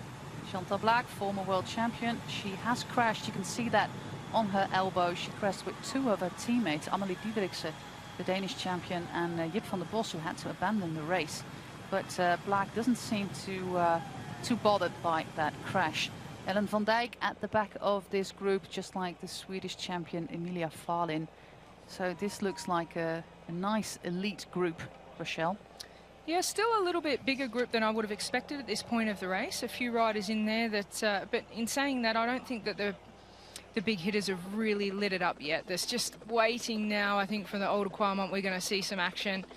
But all the big names we've been speaking about still there. Ellen van Dijk, Marta Bastianelli, Marianne Vos, Elisa Longo Borghini still in there as well. A few former winners here in this group. Great to see Sophie de Vuist for the Park Hotel team there as well. Biggest team in numbers seems to be Sunweb at the moment. 3 riders there. Well, interestingly, they do have such a strong team on paper, but not an outstanding favourite for the day. Chantal Blaak for Boels Dolmans. Lisa Brennauer is in top form riding for WNT. Here come Canyon Schramm with Lisa Klein once again doing the job for Elena Cecchini.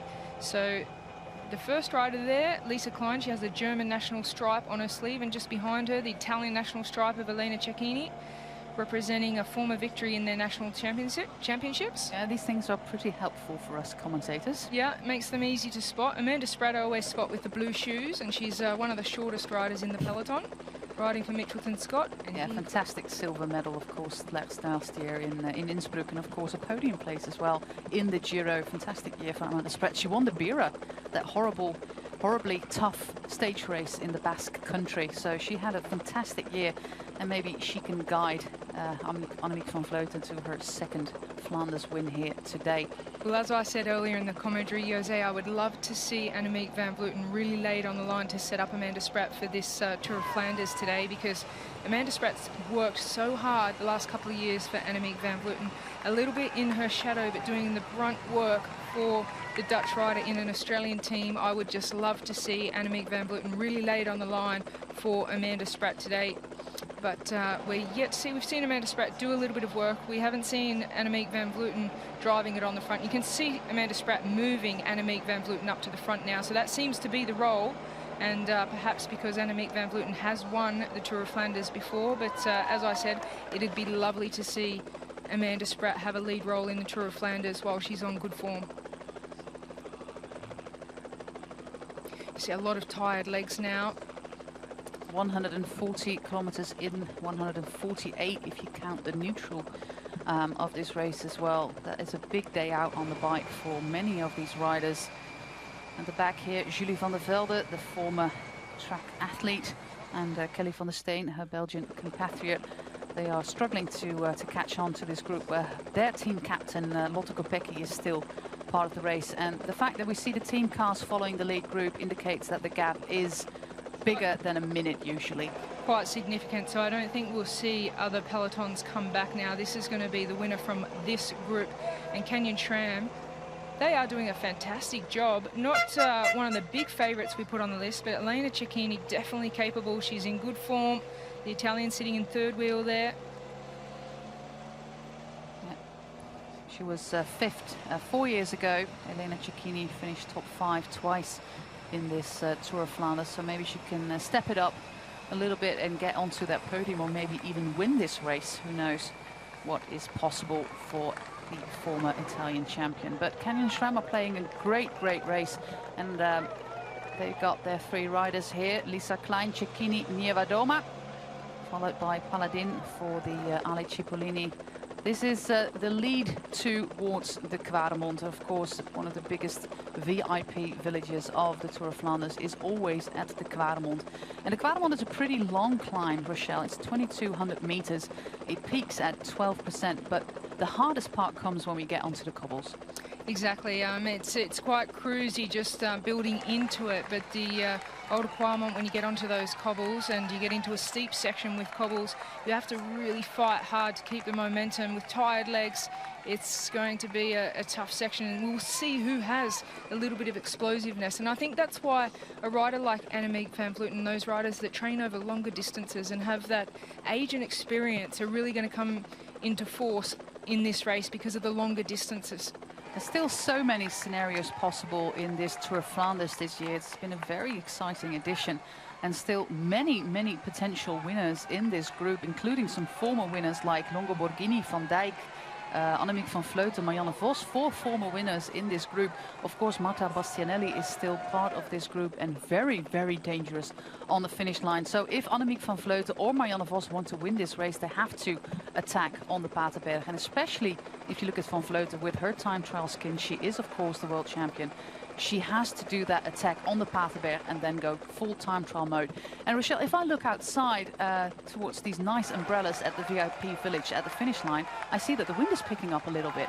Yeah, it is picking up a little bit. In the afternoon, it tends to do that. I don't know if it's going to be significant enough. And as we can see, the leader is going to come from this group. Now the pressure goes down on the Oude Kwaremond. Now we'll really see who has the condition. Marta Bastianelli is right up there.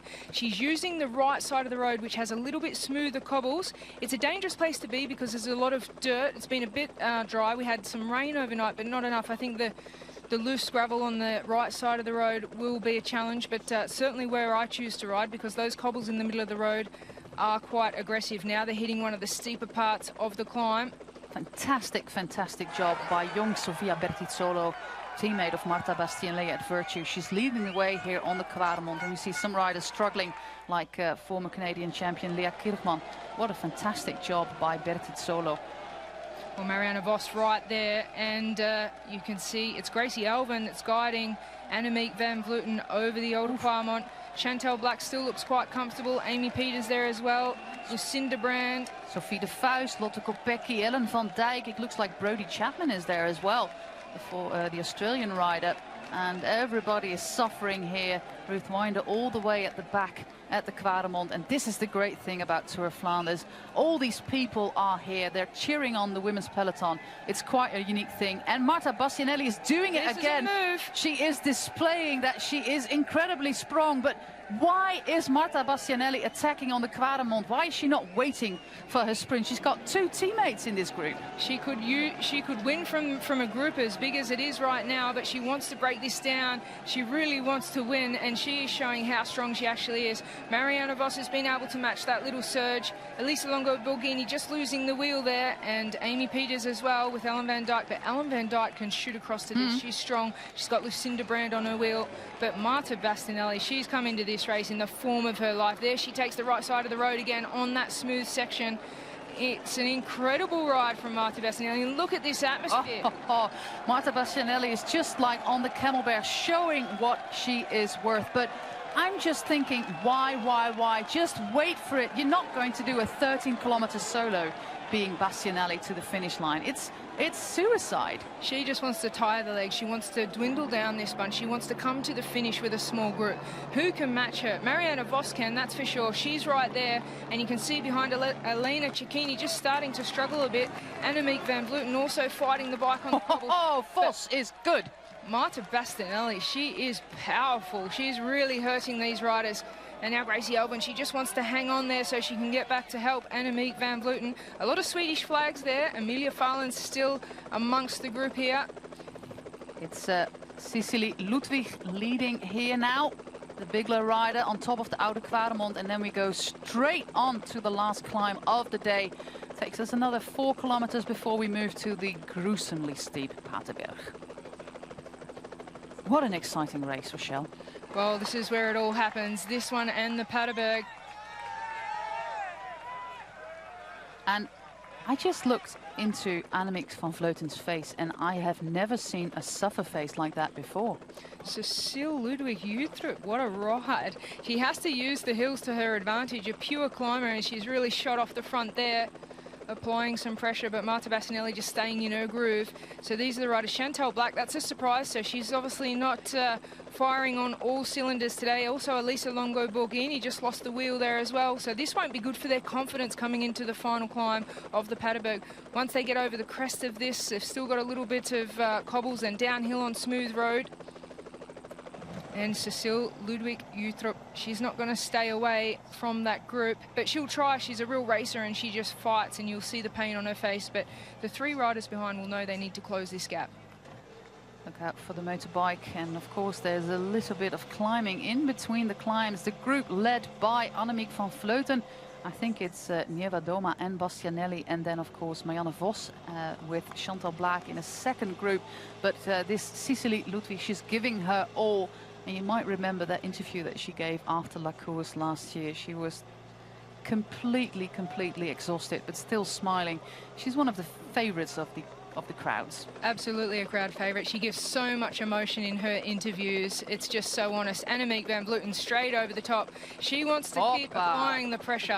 Elena Cecchini and Marta Bastianelli, they are your 4 strongest riders of today's race. Will the group behind them get them back? I think these 4 riders will want to push on a little bit, but they are absolutely exhausted. It's Annemiek van Vleuten. She knows this is where her race is going to be won and lost. She has to apply the pressure, and then she'll have another go on the Paterberg, but she can time trial as well, so she'll take her chances here. Elena Cecchini just behind her, Marta Bastianelli and Cecile Ludwig-Jutrup. So it's Marianne Vos. Oh, flat tire for Marianne Vos, and of course the peloton is scattered. There's groups everywhere, so her team car is going to be way behind. This is going to be the end of the chances for Marianne Vos to win this Tour of Flanders. What a shame for Marianne Vos, mechanical, and she will not be in contention for today's win. Absolutely devastating for Marianne Vos. She had the condition. She wanted this race so bad, and let down by a mechanical. That's going to be a hard one to swallow, that's for sure.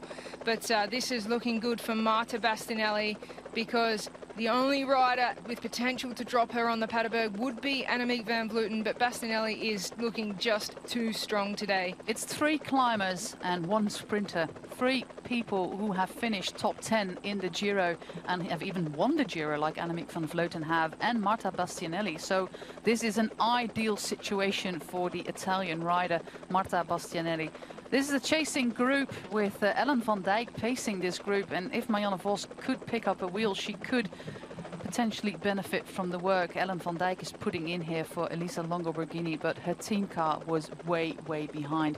So yeah, this really dampens the mood for the CCC Live team, because this is where Marianne Vos is at the moment, I think. There's only a few kilometres between the Oude Kwaremont and the Paterberg. I think this is Lotte Kopecky with a puncher as well. Oh, this is devastating for the Belgian crowds. Lotte Kopecky seems to have a mechanical. Yeah, she has a mechanical. She knows it's all over. The cars just aren't close enough to do a quick service. This is absolutely devastating for Lotte Kopecky. She pulls over, but that might be the end, I think, for Lotte Kopecky. And she looked so incredibly smooth. And even the team, the Lotto Soudal team, had strength in numbers. They even had some riders in the first group. So this all plays into the hands of Marta Bastianelli. Is she's going to take the biggest victory of her career? She was in the top 10 twice before in Flanders. And if you look at her statistics, you would not give a big chance to Marta Bastianelli today, but given her form in recent years, and even if you look at Strade Bianche, where the hills are steep as well, I do not think that Annemiek van Vleuten will get rid of Marta Bastianelli on the Paterberg. It's too short to get rid of Marta Bastianelli. I'm in agreement with you there, Jose. I think this race is all for Marta Bastianelli now. Annemiek van Vleuten will do everything she can to drop these riders on the Paterberg, but Marta Bastianelli is on a mission today. She is ridiculously strong today. And these other riders, Niewiadoma, Uttrup, Ludwig and Van Vleuten, they are not sprinters. And of course, a sprint is not a sprint after 160 kilometers. But Marta Bastianelli is ridiculously strong. But look, that group is not too far behind, led by Chantal Blaak. Well, they'll definitely be doing everything they possibly can back in the peloton there, or the small chasing group to get back. But Annemiek van Vleuten now, she's really hurting Marta Bastianelli. Bastianelli knows she has to dig so deep. Cecile Ludwig Uttrup, she is a climber, so she may get over the Paterberg at the front, but will she be able to hold on 13 kilometres to the finish? These 3 riders, will they stay away to the finish? Here comes... No, they're back. They're coming back. And of course, this camera position is a little bit distorting. But they are coming back with Chantal Blaak. Amy Peters is in this group. She might match Marta Bastianelli a little bit. And of course, we see Lisa Klein in that 13K flat. Because, Rochelle, it's a flat run into the finish line. There's still everything possible.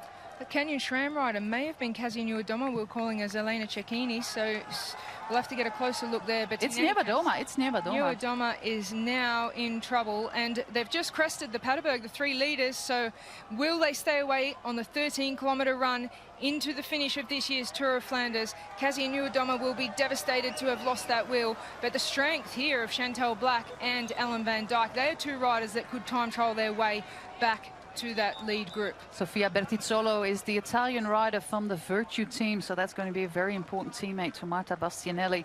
What an impressive season so far for her, the young Italian. Another young Italian just following wheels there is the Ale Cipollini rider, Soraya Paladin. Very fast descent, which is of course great for the skills of Marta Bastianelli and Annemiek van Vleuten. And you see that Cecile Ludwig has a little bit more trouble taking those corners. A little bit less courageous, maybe? Yeah, I think she'll play it a little bit safe here. It would be her dream to be on the podium. We'll see a very emotional interview from... look at this group, these 3 that were away. I think they're going to stay away all the way to the finish. They've got every reason to work with each other. Annemiek van Vleuten won't want to take Marta Bastianelli to the finish, but if she doesn't work all the way to the line, she knows that it could be... It's not over yet, Rochelle. It's not over yet. We've got Chantal Blaak and Ellen van Dijk in this group. Of course, Sofia Bertizzolo is Marta Bastianelli's teammate, and she's not going to help this chase any meter forward towards her team captain, Marta Bastianelli. She's going to sit on the wheel of Ellen van Dijk and Chantal Blaak, but there's still a lot to play.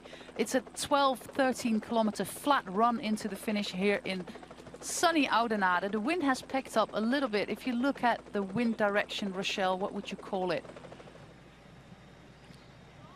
It looks to... It's quite calm out there, I think. I don't think the wind is going to play a major factor in the finish of this race. These three riders will have all the interest in the world to continue.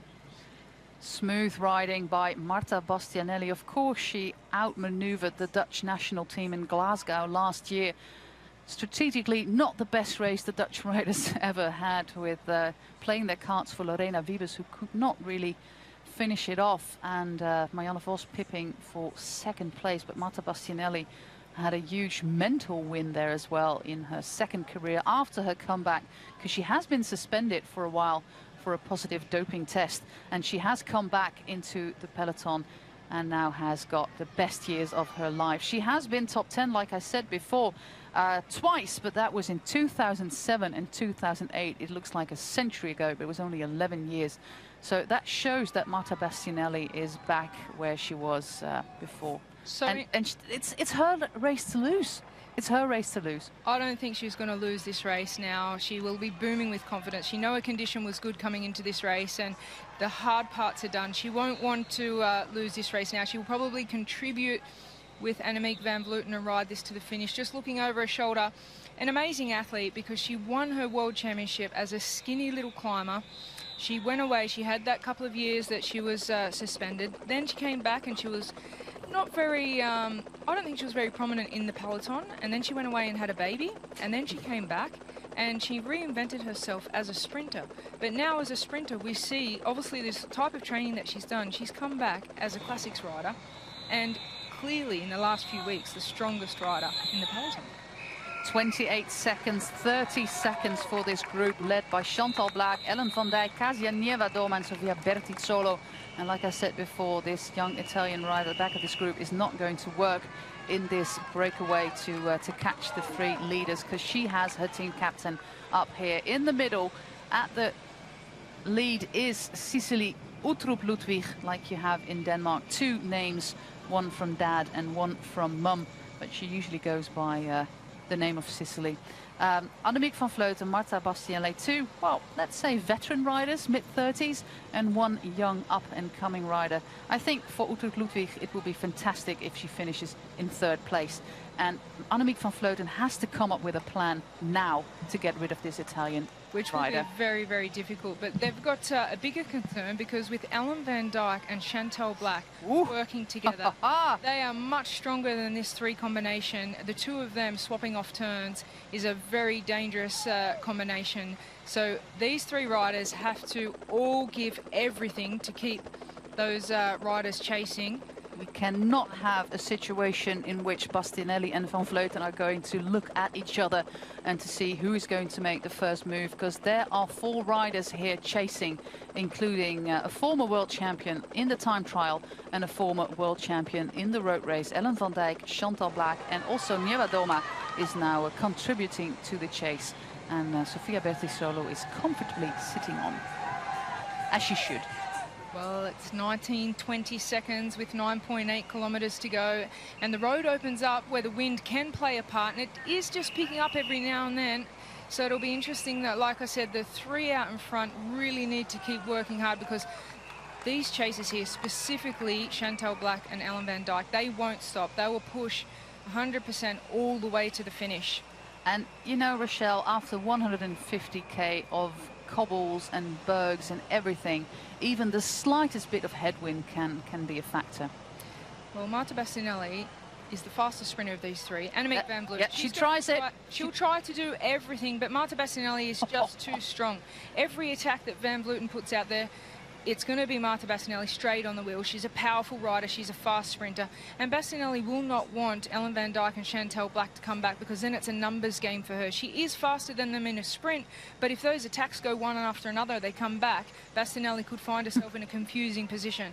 You saw that Marta Bastianelli was making that little hand gesture to indicate that Van Vleuten should take over. And, well, Van Vleuten, she tried to take advantage of that little flyover, which is a little incline, and that's what she needs, because she's not going to get rid of Marta Bastianelli on the flat. And like we saw, she's not going to get rid of Marta Bastianelli on the little incline that we still have left. And these three riders, because I'm not counting Solo in this chase, they're not getting any closer. Well, I think that at some point, Martin Vesby, the director of Mitchelton Scott back in the team car, will have to say to Annemiek van Vleuten, look, the race has been won and lost already, just ride to the finish to land a podium. She could still try another couple of attacks, but something drastic would have to happen for Marta Bastianelli to let this one go. So Mitchelton Scott find themselves in a position where they need to decide, do they just race for a podium now?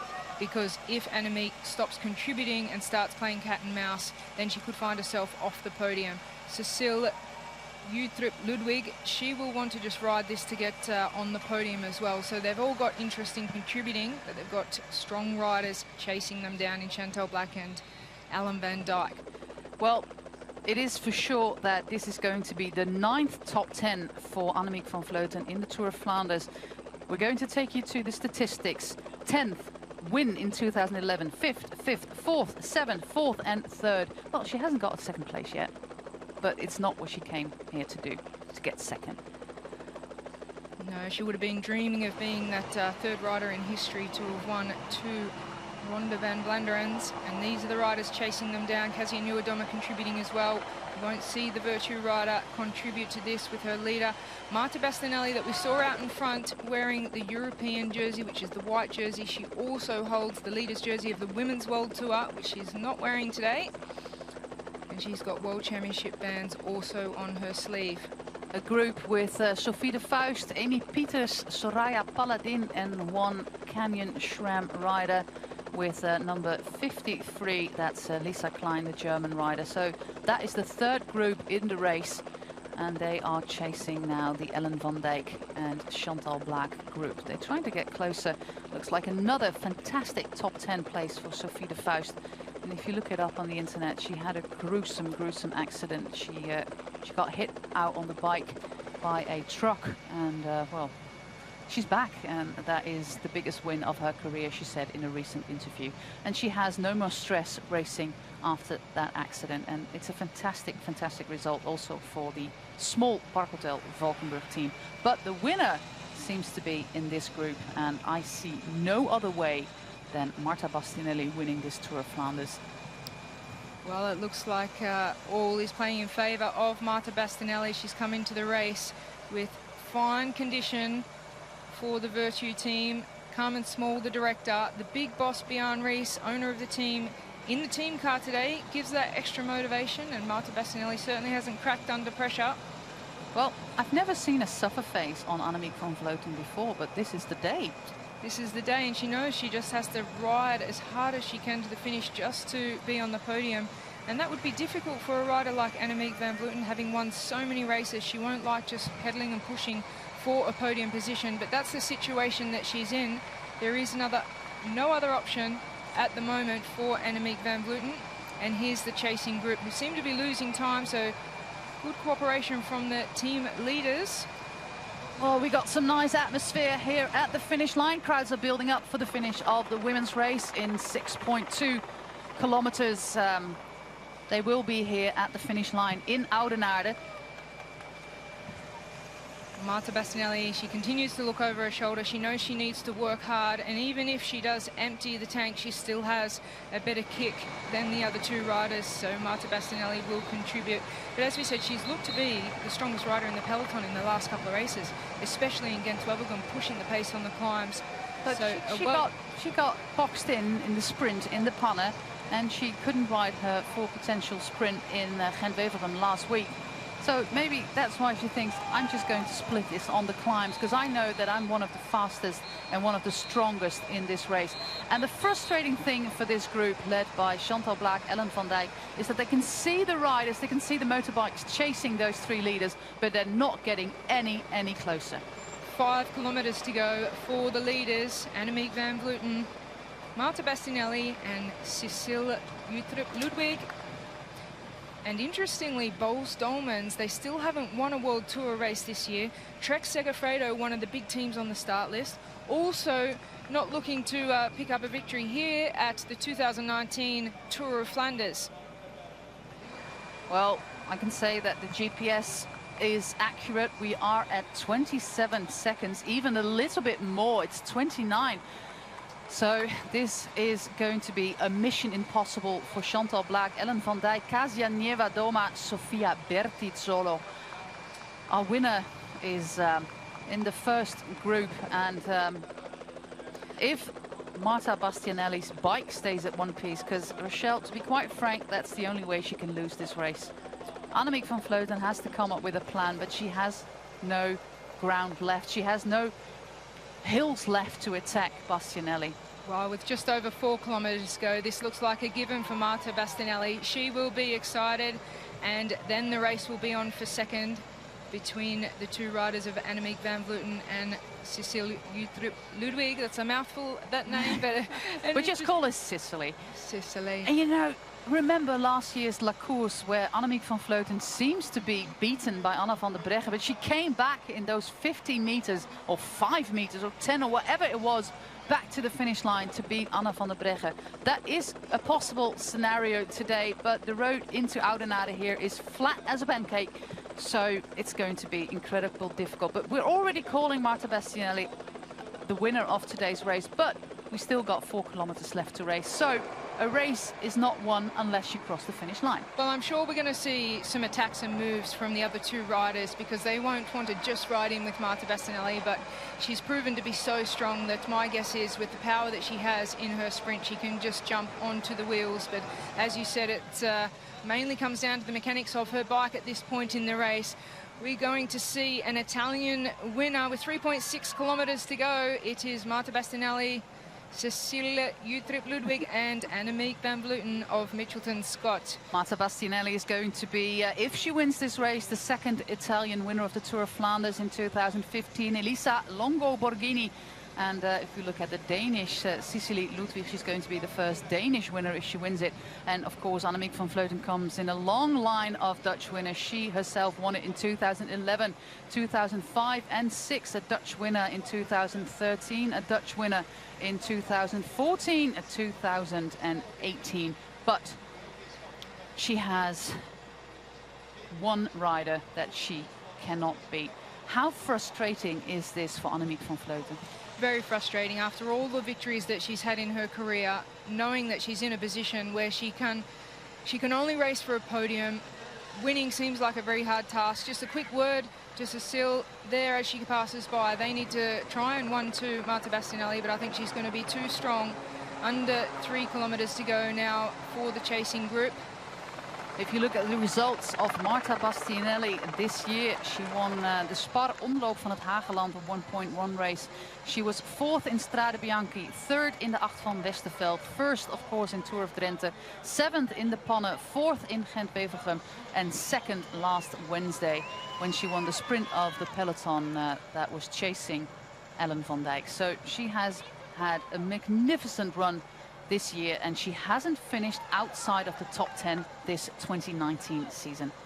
Well, we can just see the two riders there putting pressure. Here goes Annemiek van Vleuten, but Marta Bastianelli, she has a powerful kick straight onto the wheel. We knew that was going to happen.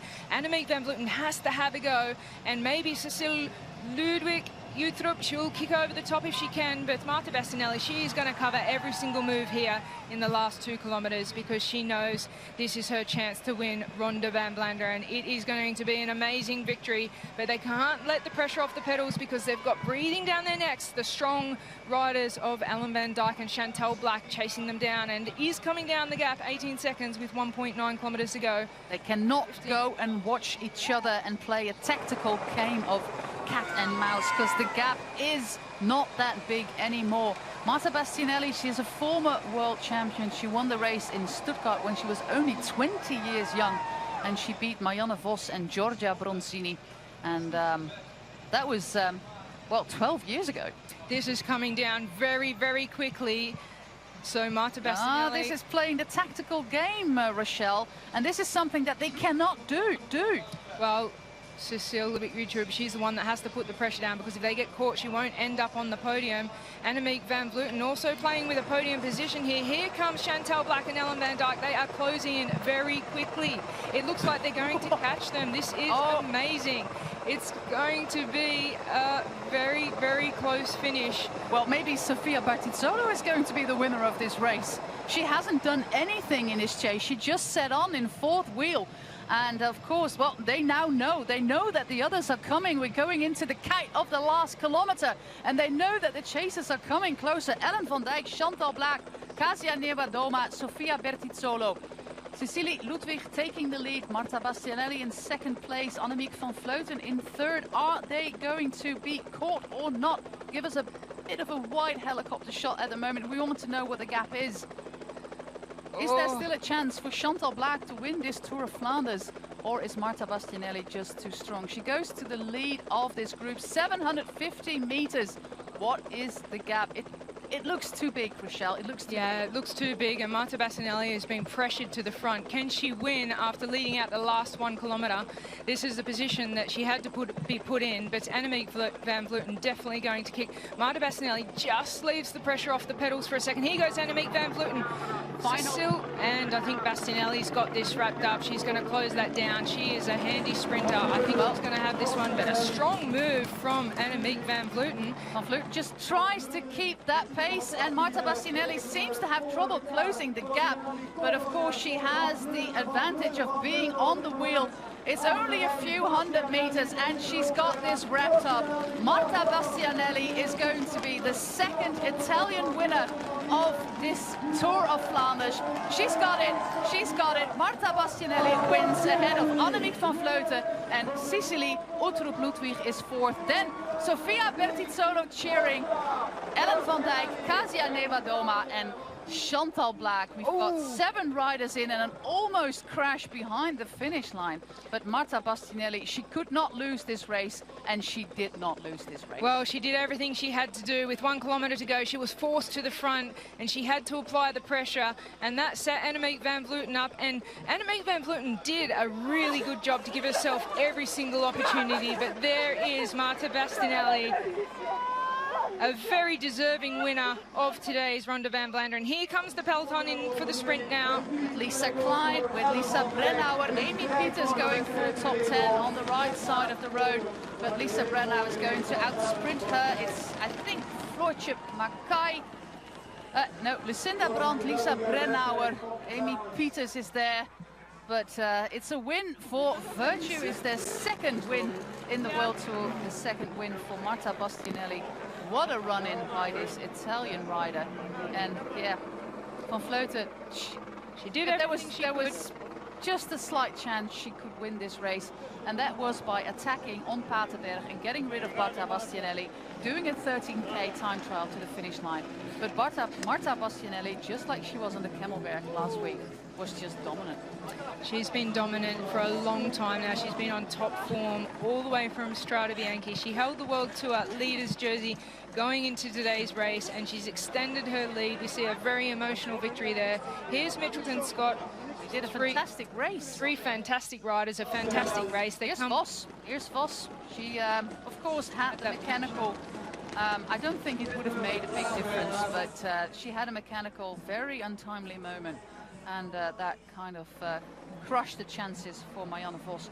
There were only 2 top 10 places for Marta Bastianelli in this race, and that was back in 2007 and 2008. And she was 13th last year, and now she won it. And like you said earlier on today, this is the grand prize, just alongside the Olympic Championships, the Olympic Games and the World Championships for pro riders. Yeah, she's, as we said, she wears the World Championship stripes on her sleeves, so she has won at the highest level. But to add Ronde van Vlaanderen to her palmarès, she is so excited. The pressure was building in the team, knowing that she had such good form out on the course a couple of days ago. Maria Bastianelli, I complimenti. And here we'll hear from Marta Bastianelli. Puoi descrivere lo sprint, un lungo sprint era, eh? È stata una gara incredibile, sono veramente felice. Questo grande risultato era un sogno nella mia carriera e ce l'ho fatta. I can't believe what I did. Fantastica. We had a fantastic Poi ho provato nel Quaremon, come mi hanno detto dall'ammiraglio. Oggi avevamo un grande Bjarne Riis, quindi non potevo sbagliare. E poi ho seguito al Paterberg. Abbiamo cercato di collaborare fino all'arrivo. Giustamente Annemiek ha anticipato, io ho seguito la sua ruota e ho tirato fuori tutte le ultime energie. I know that Annemiek van Vleuten was doing that. I had to follow her wheel, anticipate it, and won this. It's a really hard for me today. I think it's the big the one big race I win a big race, but it's a very, very important for me. I have a good team today and I am very happy. Okay, many congratulations. Thank you very much. Yeah, well, the team was really good with a magnificent Sofia Bertizzolo. And this is the move that Annemiek van Vleuten had to do. And she also knew that she had a slim chance of winning it. But if you do not try it, you will not win it. She had to have a go. We knew it was coming. She knew that's all that she could do. And she also knew Marta Bastianelli would be coming. I think Marta Bastianelli stayed quite calm here. A very long sprint. She just sits on the wheel for a second. She knows the power that she has. She can come off in, 40 or 50 meters. And now she kicks with her explosiveness. Tired legs, though. And Annemiek van Vleuten always pushes it all the way to the line. So a very well-deserved winner in Marta Bastianelli, but a great effort from Annemiek van Vleuten. And we will hear a very emotional interview from Cecile Ludwig-Uttrup because she will be ecstatic with her third place here at Ronde van Vlaanderen. Massive result for the youngster. Well, if you look at the results from Marta Bastianelli this year, well, she's done 10 race days. She's won 3 of them, and she's been on the podium on 3 other occasions. Like I said, she hasn't finished outside the top 8 this year. It's a remarkable, remarkable season for Marta Bastianelli. And if you look at last year, well, she won a lot of races last year, of course, as well. So she is a force to be reckoned with, and she is still only 31. Yeah, she's had a very long career and some great results, but she said even though she's won the World Championship, this is one of the most important, or the most important victory for her to win Tour of Flanders. Nothing else compares to this race. You have to have luck on your side. You need to have the condition of your life. You need to have a strong team, which she had today, and she also had the additional motivation of Björn Ries, the team owner, being at dinner last night and in the team car today. This is the result of the Tour of Flanders 2019. Marta Bastianelli wins it for Team Virtue. Annemiek van Vleuten, Cecile Uttrup-Ludwig, Sofia Bertizzolo, Ellen van Dijk, Kasia Niewiadoma, Chantal Blaak, Lisa Brennauer, Lucinda Brandt and Amy Pieters rounds up the top 10 for today. An Italian winner, just like we had in 2015 with Elisa Longo Borghini. And of course, she extends her lead in the Women's World Tour, having won this race. 200 points for her and her 2 closest rivals, Kirsten Wild and Marianne Vos. They were way, way back. And in the case of Kirsten Wild, even outside of the points. So she extends her lead in the World Tour. And with this form, who knows what she can do in Amstel Gold Race in 2 weeks' time. Yeah, absolutely. I'm not sure that the World Tour would have been on her radar last year coming into the season, but she certainly has a good chance. There's so much more racing to go in the Women's World Tour, but next up, the Ardennes Classics. And if she continues her form, she's been on top form for quite some weeks now, but if she can carry that form into the Ardennes Classics, she may well see a handy lead going into the second part of the season. Well, confirmation that Marta Bastianelli considerably extends her lead in the UCI Women's World Tour. Annemiek van Vleuten jumps to 3rd place, having finished 2nd today and having won a Trofeo Strade Bianche, of course, making 350 points. The first race in the Women's World Tour is going to be in 2 weeks' time, the Amstel Gold Race, when we start the Ardennes. But of course, the racing continues next Wednesday in the Netherlands in the Healthy Aging Tour. A 5-day stage race. It's I think it's only the 2nd stage race, 3rd stage race of the year, after the Tour Down Under and Valencia. Well, the replay of the sprint there, Annemiek van Vleuten of Mitchelton Scott, she did everything she could possibly do given the situation. Marta Bastianelli, way too strong today for the Ronde van Vlaanderen, and she knew that she was capable of winning it coming into the last couple of weeks. Great form, and really used all of the pressure building to her advantage today. She didn't put a foot wrong. She was sensational. We're on the market square of Oudenaarde, where the team buses for the men's team already lined up. Of course, there's another race to finish here in about, I think, 2 hours' time. Yeah, a little bit less than 2 hours' time. But we've seen a great Tour of Flanders. What's your highlight of today? I think on the Oude Kwaremont, when Marta Bastianelli really applied some pressure and Marianne Vos was able to hold the wheel. Obviously, the down part of the day was the puncher from Marianne Vos. It may have changed the dynamics a little bit, but Marta Bastianelli is still the favourite in terms of strength out there today, and she stayed really calm. So the Oude Kwaremont, the Paterberg as well. I think the longer distance made the race a little bit more neutralised in the early section, knowing that it was such a long race and that the women are not so used to racing over 160 or 170 kilometres that it kind of kept the start of the race a little bit neutralised. So longer is not always better, Rochelle. Okay, we're going to watch the highlights here with, well, this is not a highlight, of course, this is a low light with the crash of Amiliusik and the crash which made that Corin Rivera, former winner here, had to abandon.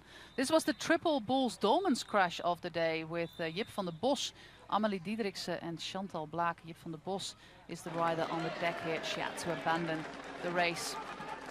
We had some great climbs here. Of course, the Muur van Gerardsbergen alongside the chapel. We're doing the entire Muur. Great attack here by Cicely Uttrup-Ludwig. And this is what made the race. And it is exactly this point where Marianne Vos had a flat. So I think Marianne Vos would have ended up on the podium. I don't think she would have beat Marta Bastianelli in a sprint. But Vos would have been part of that three-woman breakaway for sure. Because she just missed out on that attack. She had a flat, and that was the only reason that she missed out on this group. This was the only chance that Annemiek van Vleuten had to get rid of Marta Bastianelli, and she didn't succeed. So Marta Bastianelli did everything right, and just like Rochelle said, there were, well, no regrets when it comes to racing for Annemiek van Vleuten. There was nothing else she could have done. There was only one woman stronger today, and her name is Marta Bastianelli. 31 years of age, former world champion and the absolute revelation of this year's season. Well, you can see they had tired legs in the sprint and they did go very early. Marta Bastianelli was forced to the front with a kilometre to go, so not a usual explosive kick, but definitely the strongest rider in the race today, so a well-deserved victory for Marta Bastianelli. Well, thank you so much for watching this very, very exciting race in the Tour of Flanders. Wherever you were watching, I saw many people from all over the world, America, Australia, the Netherlands, Belgium. So thank you very much for tuning in to this race. It's fantastic to be able to show so much exciting women's racing everywhere. And your next appointment in the World Tour will be in the south of the Netherlands, the Amstel Gold Race. And I'm looking forward to that one already. It's always a very exciting race to watch, with many different scenarios to be played. There was no stopping Marta Bastianelli, that's for sure. I still wonder why she did not wear that jersey. Yeah, it's a little bit of a mystery. The World Tour Leaders jersey is a magenta colour, and we expected to see Marta Bastianelli in that jersey today. But it's been a fantastic day, Jose. Thank you very much, Rochelle. Hope to see you soon, and keep watching this fantastic women's racing. Thank you.